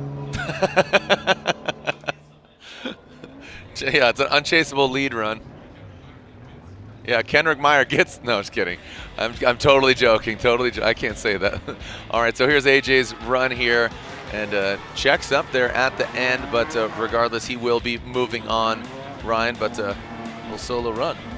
Yeah, good little extra lap for him in these conditions. Obviously, yesterday we went a little bit longer than we anticipated, getting into not only the conditions where shadows start to come out on course, but also the sun went down pretty fast. It looks like we're going to finish well before that, but as many laps as these drivers can get as the conditions change and the surface temperature also adjust is a benefit for them. But all he needed to do there was to show that the car was functional, so he'll be moving right along. Ryan, you said the sun went down fast as opposed to like the day before. It went down a little slower? Or? Yeah, a little bit slower. 1 minute slower. Yeah.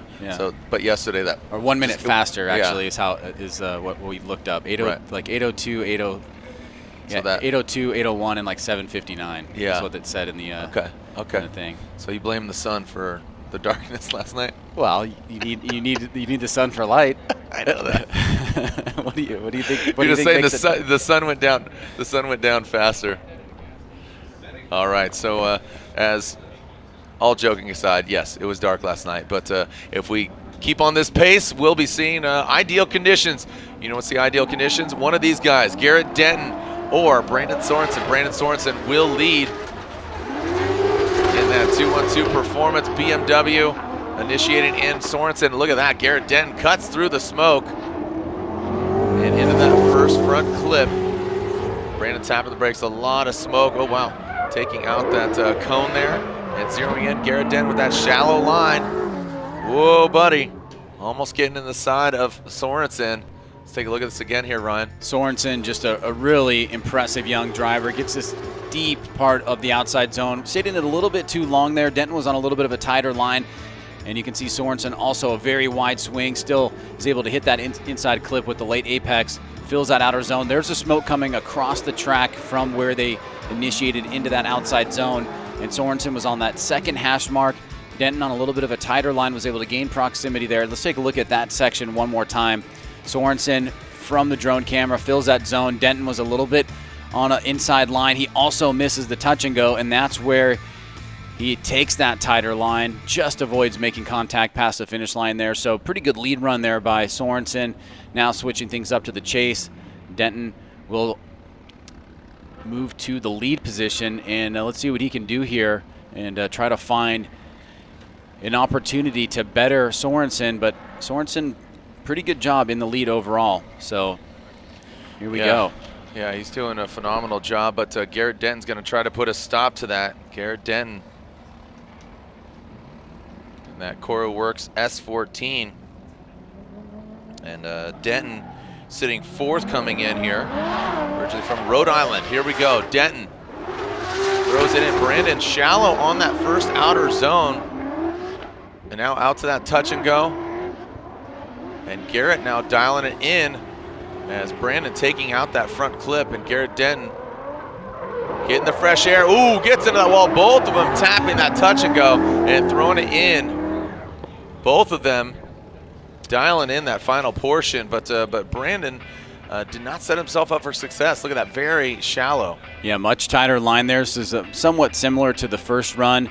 You can see that Denton really has that wide swing, but Sorensen was on that tighter line. He also takes out the inside clip. And opposed to Denton, where he kind of cut the line here, Sorensen actually pushes a bit too wide, loses the same line as Denton, and gives him a little bit of ground there towards the end. Here's Sorensen on the inside. You can see Denton, very wide arc but smooth, fills that second outside zone, points it right towards the wall. Nice job on the touch and go, and a great line there. Maybe could have got back on the acceleration a little bit earlier, but Sorensen was not in proximity, so it didn't really have much of an effect there on the chase driver. Think we have a winner? I'm looking at the screen. I don't know. Let's take a look here again. These guys analyzing the runs. There's that initiation from Denton, that outside zone. And here's Brandon in tow. Boom, punches that front clip out of the way. Bang, both of them mashing their back end. Doesn't disrupt the car. And sounds like they want to see the first run again as well, the judges. Yeah, so obviously this is going to be a close call here. Judges are asking for the first run one more time as well to do the side-by-side comparison. This is Sorensen's lead. Denton in the chase. Sorensen just taps that last cone of the outside zone. See very similar swooping turns to the inside clip. But the difference here on this one is as Sorensen leaves that outside zone, he gets out to the touch and go. Denton is on a tighter line here. Sorensen wrapping around. He kind of has to adjust a little bit, and he's on that second hash mark. So that may be with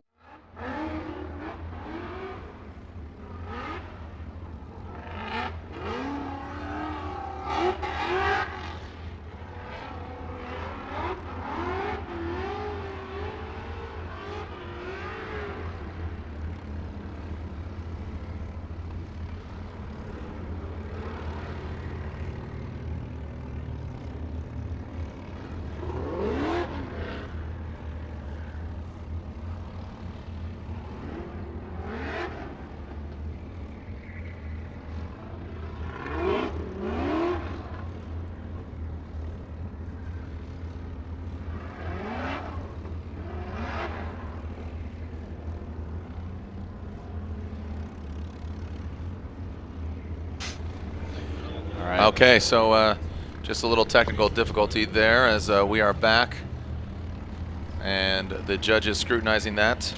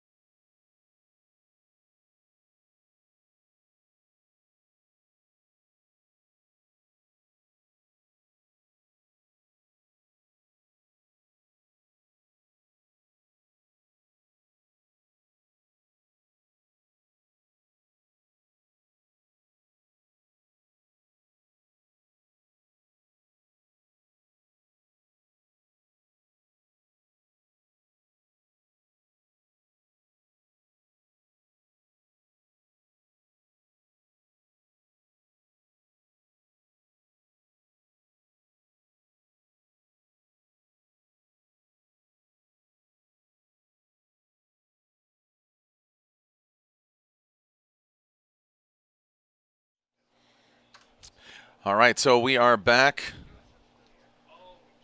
We are back here. Ryan Sage and myself, Jared Dienda. Apologize for the delay. Just had a little bit of technical difficulties here. We've had some power issues, right, Ryan? Yeah, we were surging, got a little smoky in here a second ago. Yeah. Again, had a little power issues there. So just to clarify, Garrett Denton does get the win on that previous battle. We lost power there, but Alec Robbins and Garrett Denton already in the Final Four as we move on to they were on the line ready to go, but had to pause there as Rome Charpentier and Trenton Beecham will be our next battle. You can see them over there about to enter the burnout box. Things shaping up to be pretty interesting. Yeah. You look at that left-hand side of the bracket, Robbins battling through some tough competitors. He's going to be our first guy in the Final Four going up against Garrett Denton. And Denton as well having a good day today. No question, Jared, that the championship chase is going to be really moving around. And because of the tightness of the top 5 guys, we're going to see some pretty interesting lineups going into the next round at Texas, which it's, the Pro 2 guys have had to wait for a while since Road Atlanta and Orlando. Mm-hmm. A few months to come down here. Now we've got 2 back-to-back, so they're definitely going to be within a month heading down to Texas and getting ready for that the finale of the Formula Drift Pro 2 Championship. And Garrett Denton, like you said, he comes into this round of competition sitting 4th overall. Alec Robbins, he was down into the number 17th position, but the way he's driving today, could be making it to the top. So it looks like our guys are just about to get in the burnout box, and we'll get this battle underway. These are the shadows I was talking about, Jared, and you can see on the. It's mostly right now, and it'll keep moving away from us as we're up here in the tower, but it's mostly right there on the starting point of the start line to about right before the last standing initiation cone and that first outside zone. So we'll slowly start creeping over. There's a few other shadows that come about with where the Musco lights are that shine out on the newly paved area that can be definitely really challenging. Last night there were some drivers really out there in the pitch black, which is really crazy, but we're able to see some strong runs nonetheless in those conditions. We won't see that tonight. We'll have the lights at full power, but right now we've got basically our Final Four battle and 2 more Great 8s to get our Final Four matchup. That's right. Here at St. Louis. The Worldwide Technology Raceway playing host. You could see Trenton Beecham there warming up his tires. As you say, the shadow's getting longer.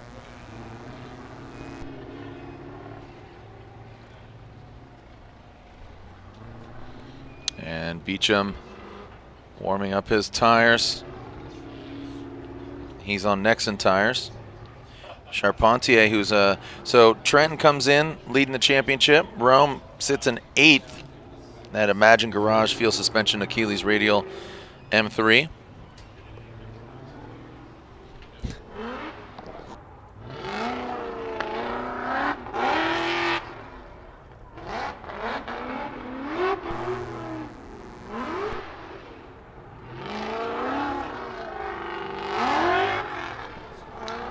All right, so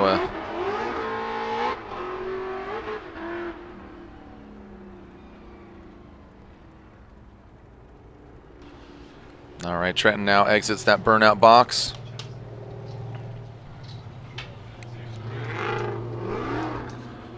And now Rome Charpentier in there.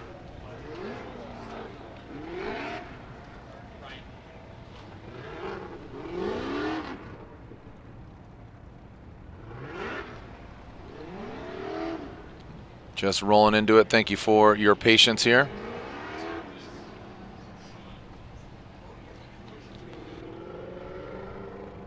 All right, now here comes Rome.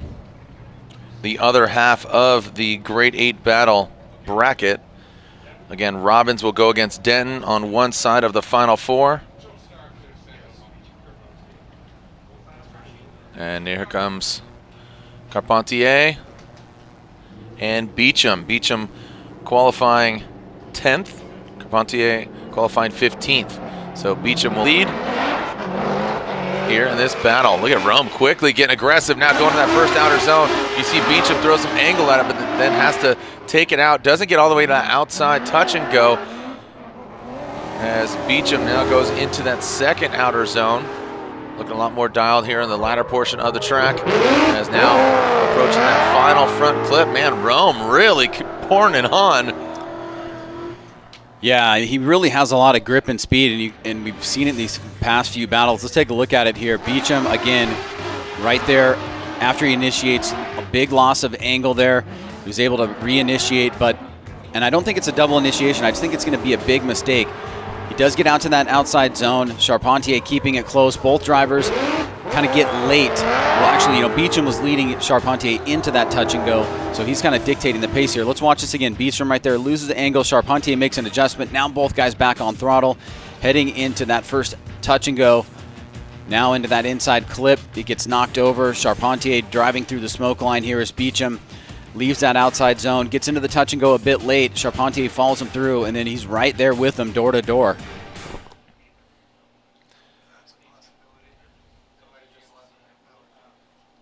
All right, let's go ahead and alternate it. The order, as Rome will now lead and Beecham will give chase. Second half of this battle. And lights will extinguish. There we go. Send it, fellas. Rome Carpentier. Trent Beecham in the chase. Rome ripping into that first outer zone. Now out to that touch and go goes Rome. Tight on that front clip. Look at Beecham now. He is right there next to Rome. Out to the touch and go. Oh man, we got contact just over the finish line. Bumpers being shredded off, but that is the run in its entirety, both sides. Well, we're certainly seeing these battles get more and more challenging, harder for each competitor. This time Charpentier gets a good jump. He fills that first outside zone. Beecham tight here, leading Charpentier, leading Beecham to that second outside zone. Really tight there to the wall. He could have maybe initiated or transitioned a bit earlier there, and then you can see Beecham on that tighter line. They make contact. There's that outside zone fill by Charpentier. Gets into that touch and go. Here comes Beecham on the inside, trying to chase him down. Charpentier moving out to the outside zone. He's going to stay a little bit on the inside of it. That line pushed him to go a little bit late there into that touch and go, but Beecham's on a tighter line there, and that's where they make contact. So unfortunately, we are seeing a couple areas of mistakes that could certainly play a big role here in the judges' overall analysis. Trenton Beecham, currently your leader in the Pro 2 Championship. Rome Charpentier is right now in 8th place, but he is a rookie just in 2nd place behind Brandon Sorensen. So a big opportunity for him here. And now the judges debating internally amongst themselves. I see a couple judges putting their results in, and it looks like we are going to have scores coming through very shortly. Here they are. All right, the results. Slide them left for Rome, right for Trenton. Ryan, Andy, and Brian are judges. Ryan says Rome, Andy says one more time, and Brian says one more time. So they're going at it again. Ryan Lontaine.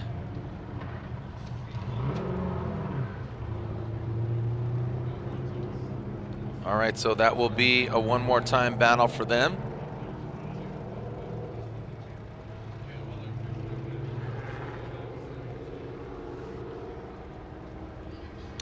Okay, so the battle of the grays and blues here.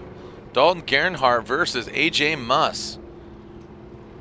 Dalton will lead, qualified 3rd. AJ Muss qualifying 6th. This should be a good battle. Both these guys very aggressive. Let's see what we got here. Intended to be the final battle of the Great 8. But with that one more time, as we just saw, of Rome and Trenton. Here we go. Dalton leading, AJ giving chase. AJ rocking it to the side of that Pack International S15. Into that front clip go both the drivers. Now in that second outer zone, AJ Muss really applying the pressure. Oh, and AJ taps that wall, stays in it. Oh man.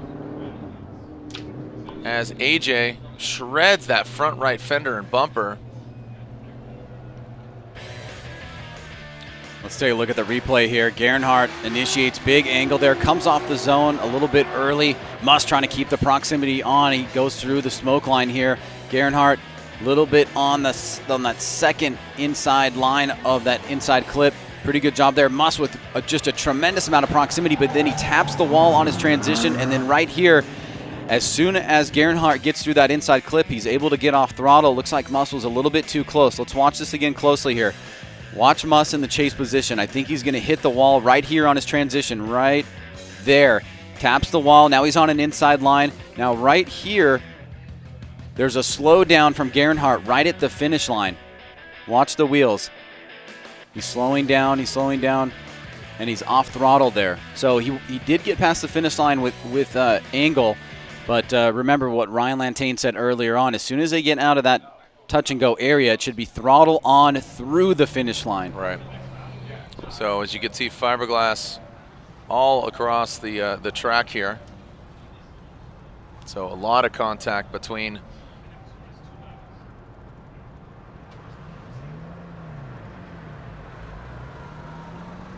all right, there's Musk.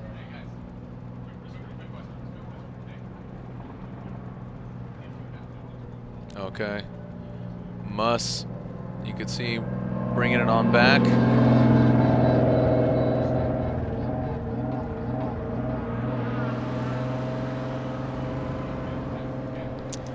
All right, so a cleanup here on course. Ryan, some deliberation here. Who's at fault? The contact, because that does play a role. Yeah, well, obviously the damage sustained to Musk, if it is anything more than cosmetic, then they're going to want to ascertain fault. If Musk goes to the line, he's letting us know that he's safe, but he would have an opportunity, both drivers would have an opportunity to check the vehicle to make sure, and they want to assess fault just in case. Now, it's not necessarily to have a real role in who's going to win the battle, but really for which driver is going to be obligated to use a competition timeout and the driver that does not have to use a competition timeout in the case of it not being their fault. So I think they're looking at the vehicle now. If it does look like that the vehicle needs to have some repairs, then the fault will come down from the judges, and that will determine who has to use their competition timeout or not. All right, the hood's popped here on AJ's vehicle. Looks like the headlight a little bit loose there.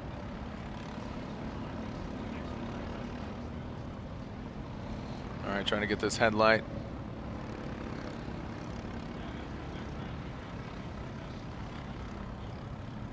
Okay, so you can see minus that front fender, but the bumper is going to stay attached. They'll try to zip tie it up.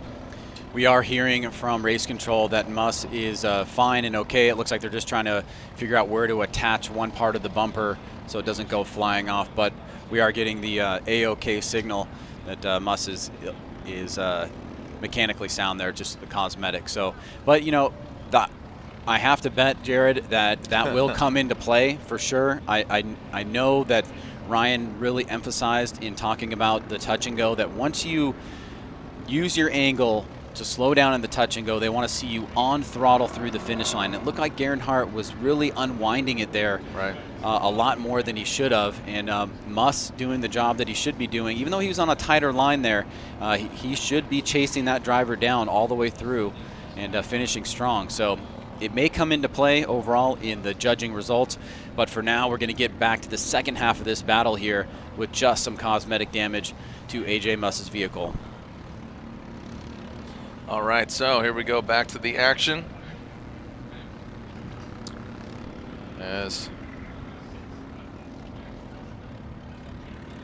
Here we go. All right, so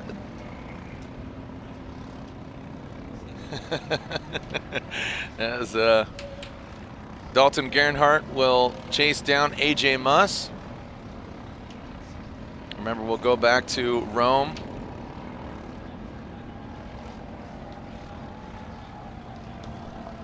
Rome and Trenton Beecham. Night just being sprayed. Making sure everything's A-OK. Here we go. Second half of this battle. nerves and tires cooling down here. So let's see what we got. Wow, AJ ripping out. All right. Wow, just cooks that clip. Punts it across the course. And now AJ tight there as Dalton. Now AJ getting into the dirt. AJ Muss seems like a man possessed right now, approaching that final front clip. And look at that, Dalton Gernhardt parking it right before that front clip, Ryan. And, you know, that was basically kind of, no, go ahead. Well, I just want to point out Muss towards the finish line and show you about what the throttle and where it should be coming back on. He got an incredible jump there, filled that outside zone. Now he's wrapping through the inside clip here.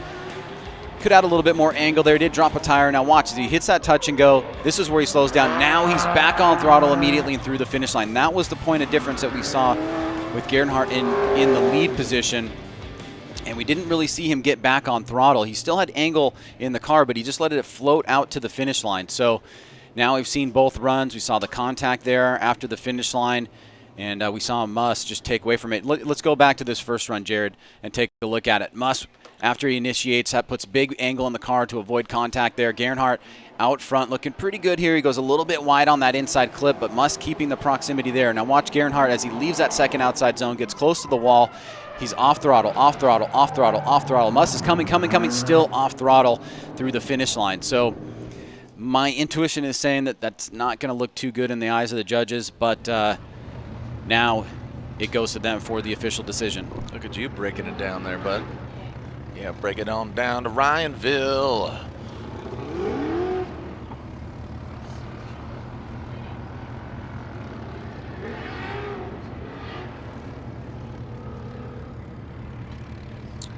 All right. And the results coming in here as, no, not just yet. Let's go side by side, Ryan. Well, there's that big jump by Muss. So judges wanting to see this. Obviously, he takes out that cone. Gernhardt in the lead run. Pretty solid from him. Muss much closer on proximity in his chase. Now as Gernhardt heads to that outside zone, you can see Muss in his lead. Gets out deep but drops a tire. Gernhardt doesn't fill it completely. And then right here, this is that section we're talking about. And obviously we see Gernhardt not finish the run. So looks like we got it now. All right, do we have a result?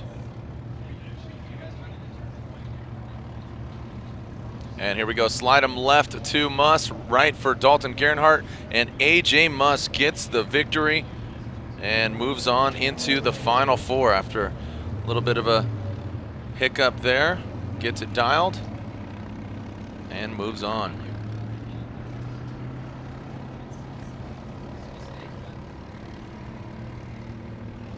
So here we go, back to this one more time.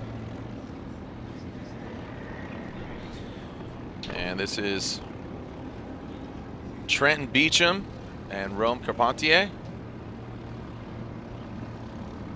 All right, Rome from San Diego, California. Trenton Beecham from Southern California as well.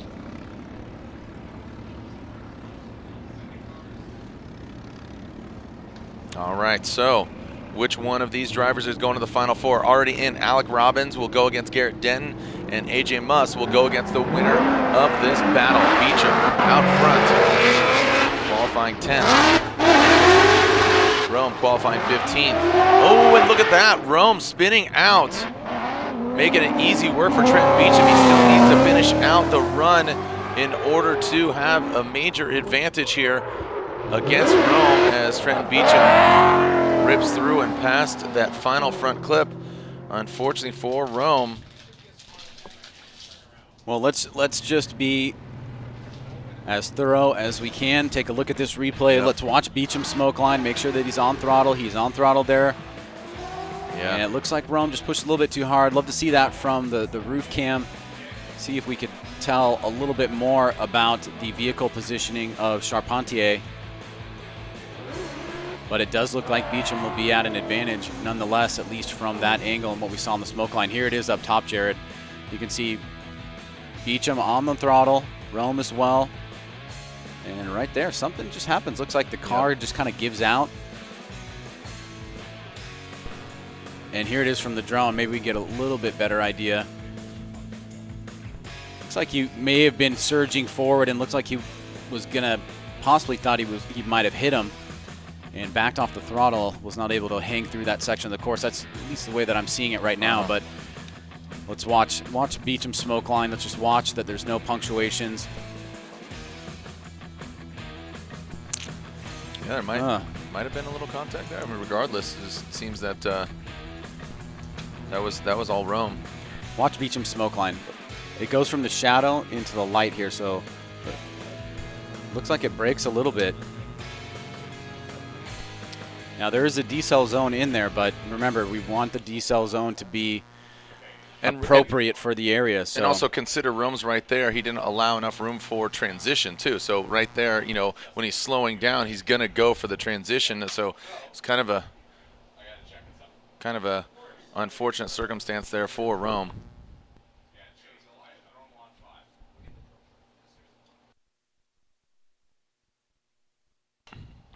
All right, the judge is actually scrutinizing this because of fault.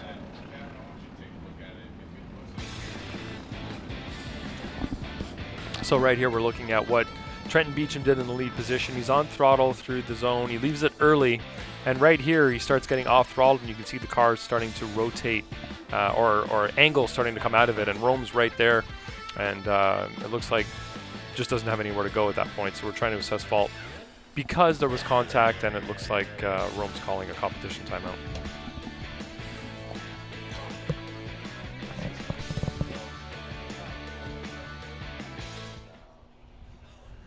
All right, so we are, as Lantaine says, looks like Rome circling around the car.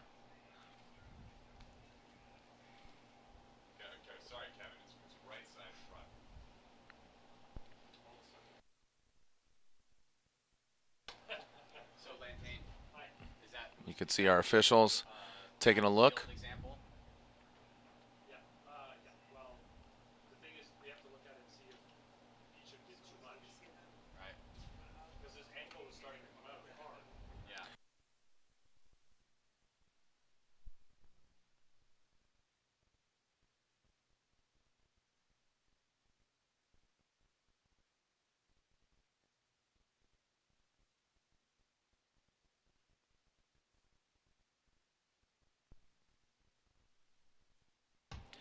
All right, so again, admitting fault is what we're looking at here.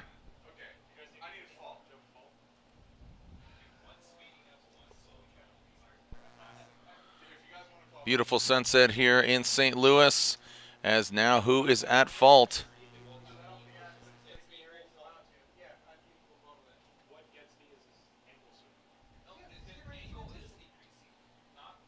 And Ryan, some serious deliberation between the judges, as already 3 vehicles in the Final Four. AJ Muss waits in the wings to find out who he's going to be going against.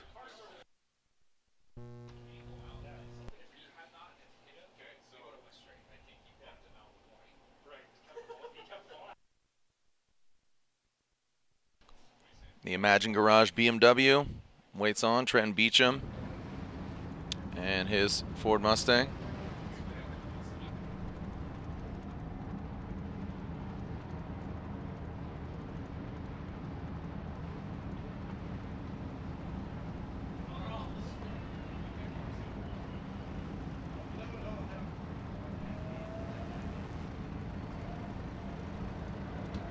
All right, so the action here in the middle of our Worldwide Technology Raceway.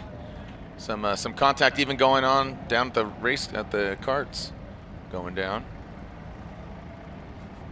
Ryan, that kart track reminds me of Ferrari World at Yas Marina. We had those karts out there at Abu Dhabi. All right, looks like they're just going to go back into it. The judges, the majority rules is actually they were both at fault, so equal parts. So both of them said, let's go for it. So here we go with the second half of this battle. Rome Charpentier and Trenton Beecham. And we are clear to send. Let's forge this Final Four. Who's going to be going against AJ Muss?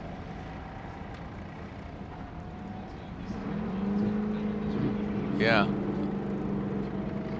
You're right, Ryan. You just brought up a great point. I'll let you elaborate on that. But here we go. Rome out front. Trenton Beecham in the chase position. How are they going to handle it? Gets out to that outer zone. Both with a very similar line. Now getting out to that touch and go. Rome with a wide swing. Trenton with a really tight swing. Out to that second outer zone. Rome gets out of it fairly quickly.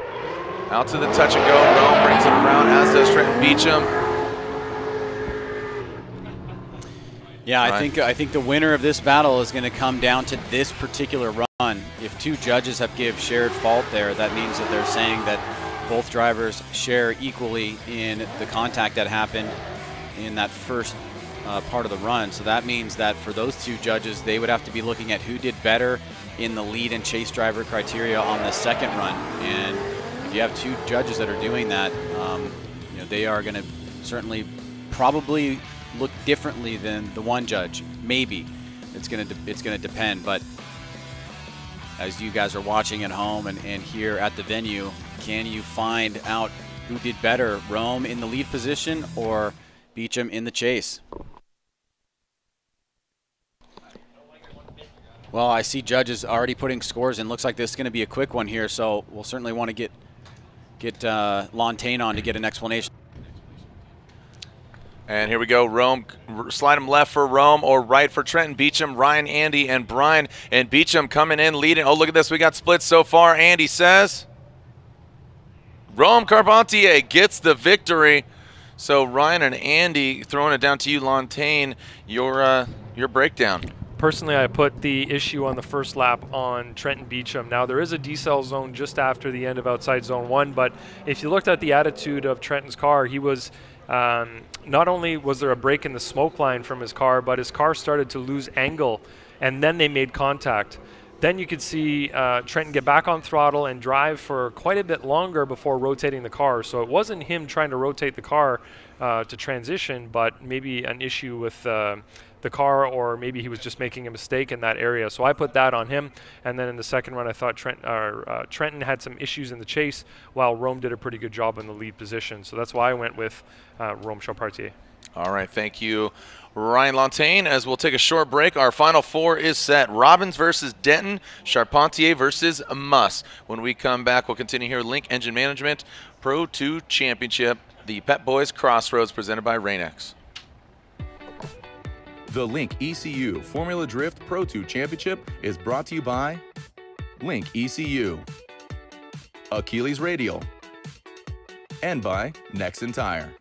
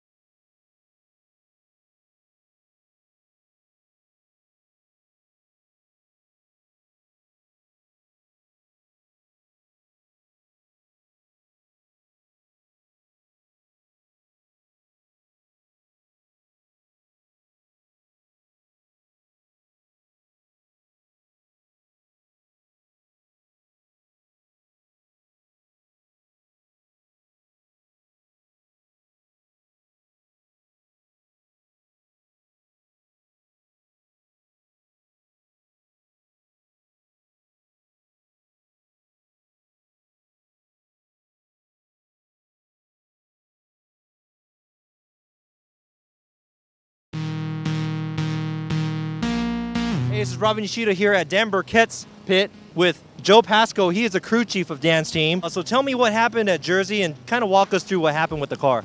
So Dan got lost in the smoke a little bit following Chelsea to Nofa, and what happened was he got into the guardrail a little bit, which is kind of notorious in Jersey, and the guardrail kind of grabbed his wheel and shoved it up into the wheel. It actually pushed his shock tower in about 3 inches, and his frame rail got pushed up like 3/4 of an inch or something like that. So you had actually one event in between after New Jersey, working on the other car to get it ready for Seattle, and now we're here in St. Louis. What did you guys have to do to fix the car to make it to here? So what we did was we pulled the motor out and brought it over to King's, I think it's King's Auto Body, and they pulled the frame, they pulled the shock tower back out. We went into it thinking we were going to have to replace the entire shock tower, all the sheet metal and everything, but we ended up just replacing the upper apron here where the fender is attached to, and got it all welded back up, painted, and we had to completely redo the front, the tube front and everything like that too. So we got that done, got the motor back in, and everything is as good as new. All right, so we're all looking forward for him to rip it out there, right?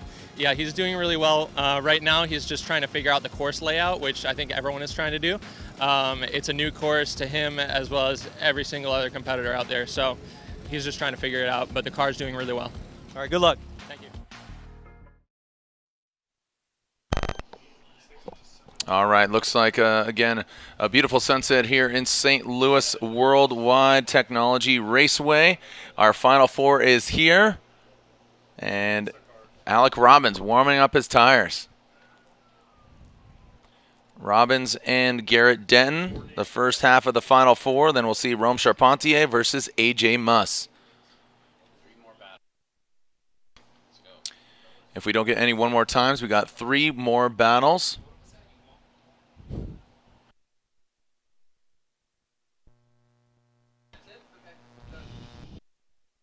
Okay, you can see Alec Robbins pulling up to the start line. Here's Garrett Denton in the burnout box, warming up his tires.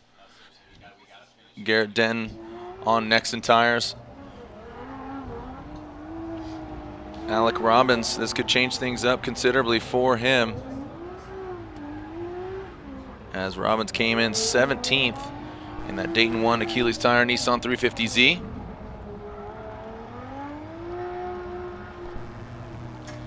Looks like Garrett Denton beelined it for the start line.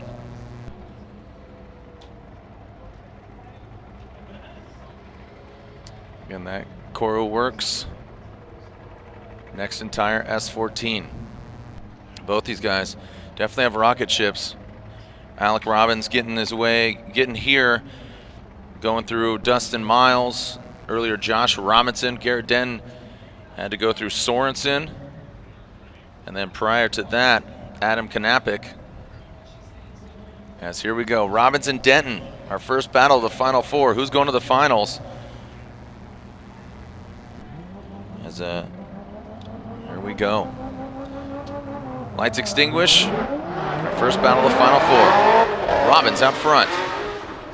Robbins initiating. Garrett Denton right there. See a little bit of dirt being thrown up. Out to the touch and go goes Robbins as Denton gets to the side of the Nissan Z of Robbins. Really getting out of that turn.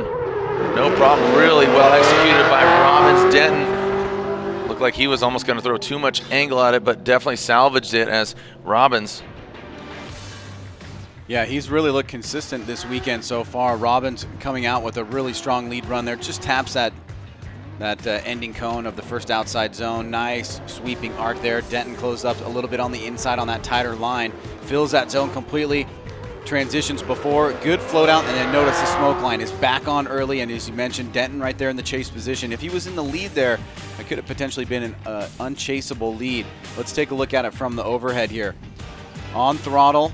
After the inside clip, fills that zone. Bit of separation here. Robbins eyes up the touch and go.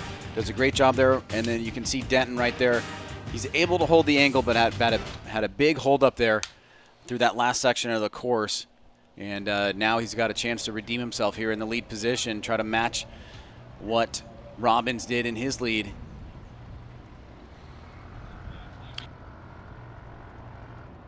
Yeah. Here we go, Garrett Denton. Now out front, Alec Robbins in the chase position. Making sure all the clipping points and zones are in the respective locations.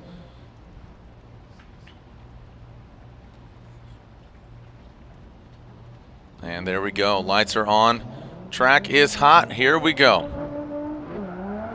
Garrett Denton through the chicane. Let's see if Robbins can keep good proximity. He's definitely got a rocket. And there we go in that first outside zone. Let's see how they handle the touch and go. Transitioning, that rumble strip. Both of them solid on that front clip. Now into that second outer zone, into the touch and go. Seeing some sparks fly. Whoa, Robbins comes in hot. So let's look at this again. What do you think, Ryan? Well, let's take a look at Denton's lead. Robbins sticking with him here. He's on a little bit of a tighter line, comes through the smoke line. Robbins goes up on the apron there on the rumble strips a little bit, very briefly. He's keeping good proximity here, but Denton is filling that outside zone. Nicely done there on that outside touch and go. Lets it float out, stays on throttle. But Denton did have that big mistake in the chase. How did the chase fare for Robbins? Let's take a look at it. He's a little bit closer, but he does not get out to the touch and go. He opts for that tighter line, so a mistake by Robbins as well. Okay, so as we await, do we have an outcome? Are they going one more time? You can see the rubber just falling off the back of Robbins' vehicle, off of his Z. Our staff worker Chase pointing to the victor, either Garrett Denton or Alec Robbins. Who's going to the finals? Our next battle, I could see AJ Muss warming up his tires in the distance, and he is our highest qualifier of the Final Four. So at minimum, AJ Muss will be getting third place if he wins or if he loses. Here he's guaranteed a podium. Here we go, Garrett Denton or Alec Robbins. Ryan says Alec Robbins. Brian says one more time, and Andy says Alec Robbins gets the win and is going to the finals. So Alec Robbins moves on into the finals, and Garrett Denton again. So if AJ Muss gets the win, Garrett Denton would get third place.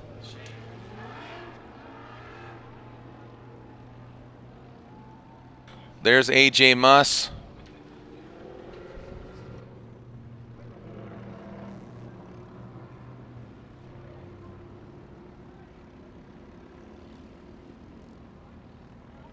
Here we go. AJ Muss, the battle of the Beamers. Headlights are on, or headlight, 3 headlights total, as AJ lost one in his previous battle. AJ will lead, he qualified 6th. Like I said, if he loses, he gets third place. If he advances on, going for the win. And if he wins, we'll go against Alec Robbins, but Rome's going to try to put a stop to that. And a little jump there from Rome, which is allowed as AJ Muss comes into that first outer zone. Rips it and grips it out into that touch and go. AJ tight to that front clip. Some wavering there from AJ, now coming into the touch and go. Doesn't get all the way out there, does fill that box just briefly, and now exits out. Well, Charpentier has really had his vehicle dialed in this weekend. He's had a lot of grip and speed, but I think here he's matched equally with Muss as both drivers get a good start here. Let's take a look at Muss as he wraps through this inside clip. Charpentier in the smoke line. Muss angles up, leaving that second outside zone. A little bit shallow on that touch and go. Charpentier is able to adjust. He follows the line. A little bit less angle from Charpentier, leaving that outside zone 1. Taking a look at the overhead, just on the outside of that inside hash mark. A little bit of adjustment there for Muss in the front. And great job by Charpentier in anticipating that line on the final touch and go there. So nothing too crazy standout there by either driver. And let's see if we can get a winner here on this next run. Which driver will be able to best fulfill the criteria of their respective position. Rome Charpentier now will lead. AJ Muss giving chase. Who's going against Robbins in the finals? Let's find out. All right, here we go. As Rome really rocketing out of the hole.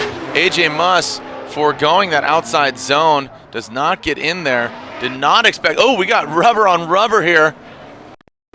And AJ getting very aggressive in this chase position. Takes a shallower line. Does not get out to the touch and go. Could see a little frustration there from AJ. But, man, I don't think he expected Rome to come out of the hole like that. Well, we've been talking about the grip, and he gets a good jump. It causes Muss to play catch-up. He takes a tighter line. They nearly make contact right here. They may have rubbed tires there, actually, the front. And, yeah, just a tip right there. And then on the transition, you can see Charpentier gets out, fills that touch and go, but Muss does not. And a lot of it was because he's playing catch-up. Let's take a look where the tires rub. It's going to be right there. You can see a little bit of a bump from that other angle.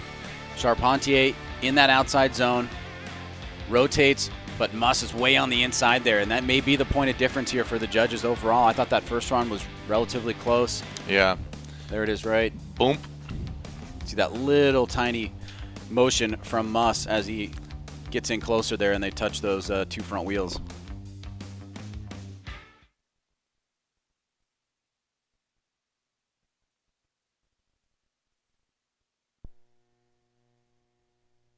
All right, how we doing out there? Thank you guys and gals for joining us. See yourself on the big screen. Who's coming back tomorrow? Yeah, we got Pro going down.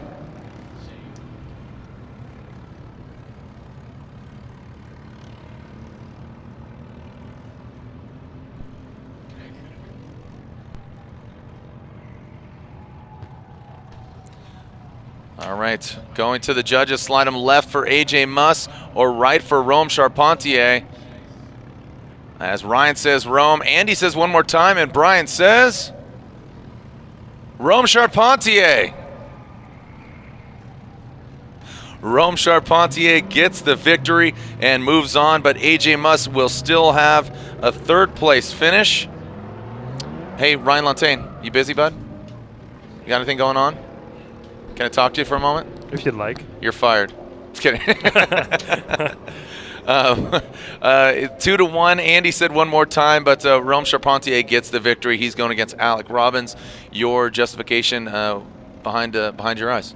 If you looked at AJ's chase run there, Muss's chase run, he made so many sacrifices in the chase position, especially through the finish here. He was missing outside zones, missing touch and goes. He didn't match what Rome was doing in the lead position at all, but when you looked at Muss's lead, he did a good lead, but Charpentier in the chase position was actually matching what he was doing. So he did a much better job of matching what Muss was doing, and Muss just completely avoided every single thing that Rome did in the lead position, essentially.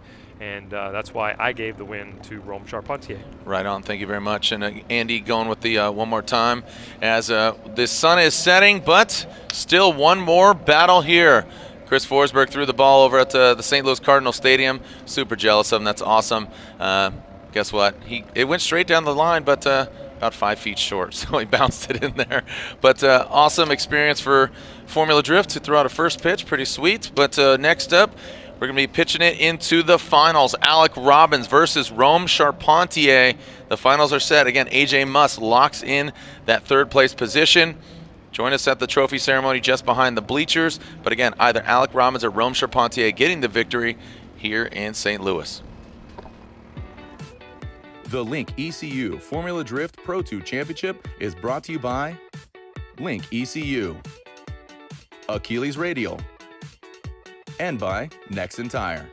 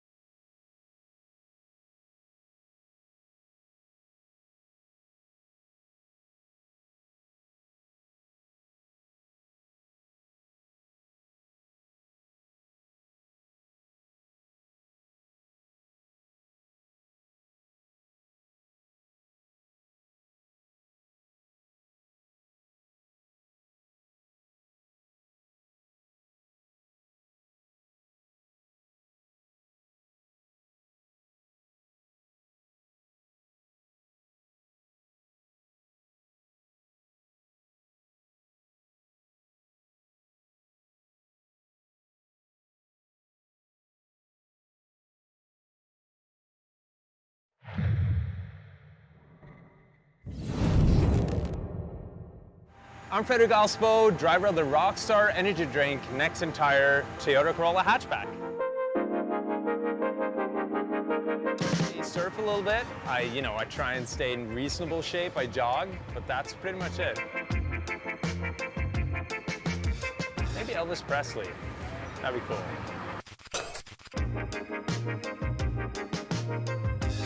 I don't have any juicy stories really. I've signed a couple babies, signed some boobs, man boobs as well. Yeah, I think that's it. No tattoos. And if I were to get tattoos, I'd probably try and get a full sleeve. Like I'm a do or don't kind of guy. So if I got one, it'd be something super elaborate. I speak Swedish, I speak Norwegian, I speak vacation Spanish, dos cervezas por favor, and yeah, that's it. I used to get trouble for snow drifting.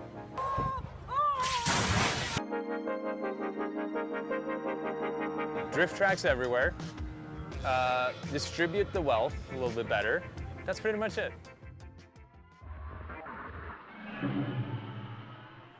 All right, we are back. Look at that. Some beautiful skies here. And we are seeing Alec Robbins to the start line. Like I said, Robbins, he's going to jump up in points here. Came in 17th in the standings into this round, and then Rome Charpentier, he was definitely in the mix. As Charpentier coming in 8th into this round. And there is Rome. Alec Robbins qualifying higher than Rome. Let's see. Show me what you got. Let's get swifty here. And we are ready to send it here for the finals. Red lights are on. 1, 2, 3, let's send it. Here we go. Alec Robbins out front. Rome Charpentier in the chase position. Alec Robbins comes out swinging. The back end of that Z into that outside zone. Approaching that touch and go. Nice job, Rome. A little correction there, straightens out. Alec Robbins settled. Now jumping into that second outer zone, into the touch and go. See how he dives in on that final front clip.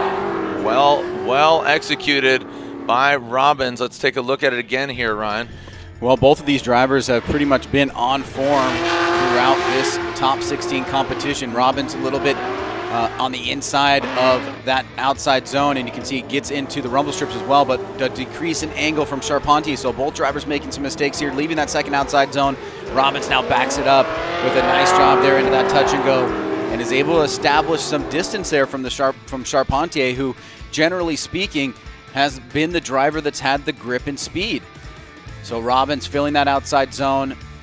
Love this approach to the touch and go, lets it float out. He's back on throttle before the pavement that crosses over from old to new. And Charpentier was left playing a little bit of catch up there. So let's switch things up here, Jared, with Charpentier going to the lead, Robbins to the chase. Will we get a victor here after the succession of this next lap? As the sun sets here. Who will rise as the sun sets? No, you don't like that one? That's cool. That was all right. It's fine. It's fine. Jason doesn't like it. Our audio guy didn't like it. He's like, it's nah. okay. He's like, nah. Here we go. Let's send it. Who is going to be the phoenix that rises from the ashes from St. Louis? Here we go. Rome Charpentier from San Diego. That Imagine Garage, BMW, Alec Robbins. The team gaining some ground here. Let's go into that touch and go. Alec all up in that rumble strip, blending in. And now coming into that. Oh, look at that, Rome. Kind of a straight line, and that's, oh, and Robbins transitions in, so Rome looks like he gets thrown off a little bit.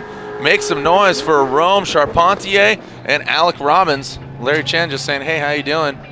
That was a pretty good bit of driving there from Robbins towards the end. The situational presence that he had and understanding of what was going on with Charpentier at front. Watch, he's going to lose some angle here, drive, almost gets that left front wheel off, And as he transitions, going to be way on the inside. Robbins sees it. He stays away from it. He still is able to keep proximity on. Let's watch it here from above. Both drivers making a couple mistakes up front. Robbins surges there. This is where we see the loss of angle there from Charpentier. Now as he approaches the wall, he's going to completely miss the touch and go. Now Robbins could have followed him there, and he wouldn't have been discredited for that, but he actually made it look a little bit cleaner. He kind of stayed back and then attacked once Charpentier got back on the throttle through the finish line. And it looks like, Jared, that both drivers are being signaled to come down, which does mean that we do have a winner here.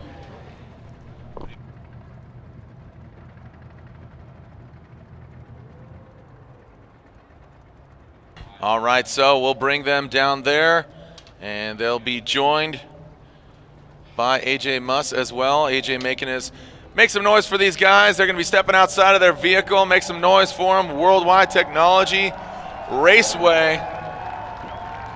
That Dayton 1 350Z from Minnesota. And make some noise for him from San Diego, La Costa, California, Rome Charpentier.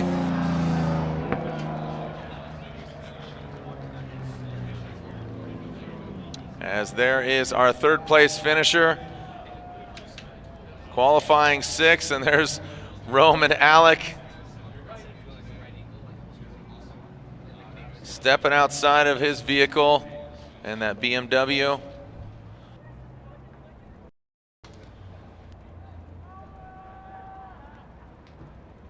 All right, make some noise for him. He steps outside of his vehicle. He's got the cowboy hat on. Here he is, AJ Muss. All right, so with that, third place here at round 3 of the Link Engine Management Pro 2 Championship. Found that Achilles tire BMW. Make some noise for AJ Muss. And now your first place finisher here at round 3 of the Link Engine Management Pro 2 Championship. Your winner here at Worldwide Technology Raceway, Pep Boys Crossroads, presented by Rain-X. Shaking things up in the hunt for the championship. The action continues in Texas, where we'll crown a 2019 Pro 2 champion. And your winner here in St. Louis is Alec Robbins. Gets the win. Alec Robbins gets the win. Round 3 champion in that Dayton 1 Achilles tire Nissan 350Z. And with that, coming to us from San Diego in that Imagine Garage BMW M3, second place is Rome Charpentier. Rome gets second place here in St. Louis. Don't drop him, AJ. So there is your 1, 2, and 3. Alec Robbins, Rome Charpentier, and AJ Muss. Larry Chen getting the photo in front of this great crowd. Again, tomorrow we'll be back here. There it is, tune in. Top 32 begin at 1:30 local time. Our halftime show presented by BC Racing at 5 o'clock, and we'll kick things off at 5:30 for our opening ceremonies of Top 16. On behalf of Ryan Sage and our whole Formula Drift team, thank you for joining us here. If you're in the building, again, the sun sets on the St. Louis City. We're going to be giving out some carbon fiber trophies. My name is Jared Deanda. We started with 16, and we whittled it down to that man. Alec Robbins gets the victory here in St. Louis. Again, my name is Jared Deanda. We'll see you online. We'll see you another time. And ideally, we'll see you tomorrow at round, do the math there, 6 of the Formula Drift Black Magic Pro Championship. The Pep Boys Crossroads, presented by Rain-X, continues tomorrow.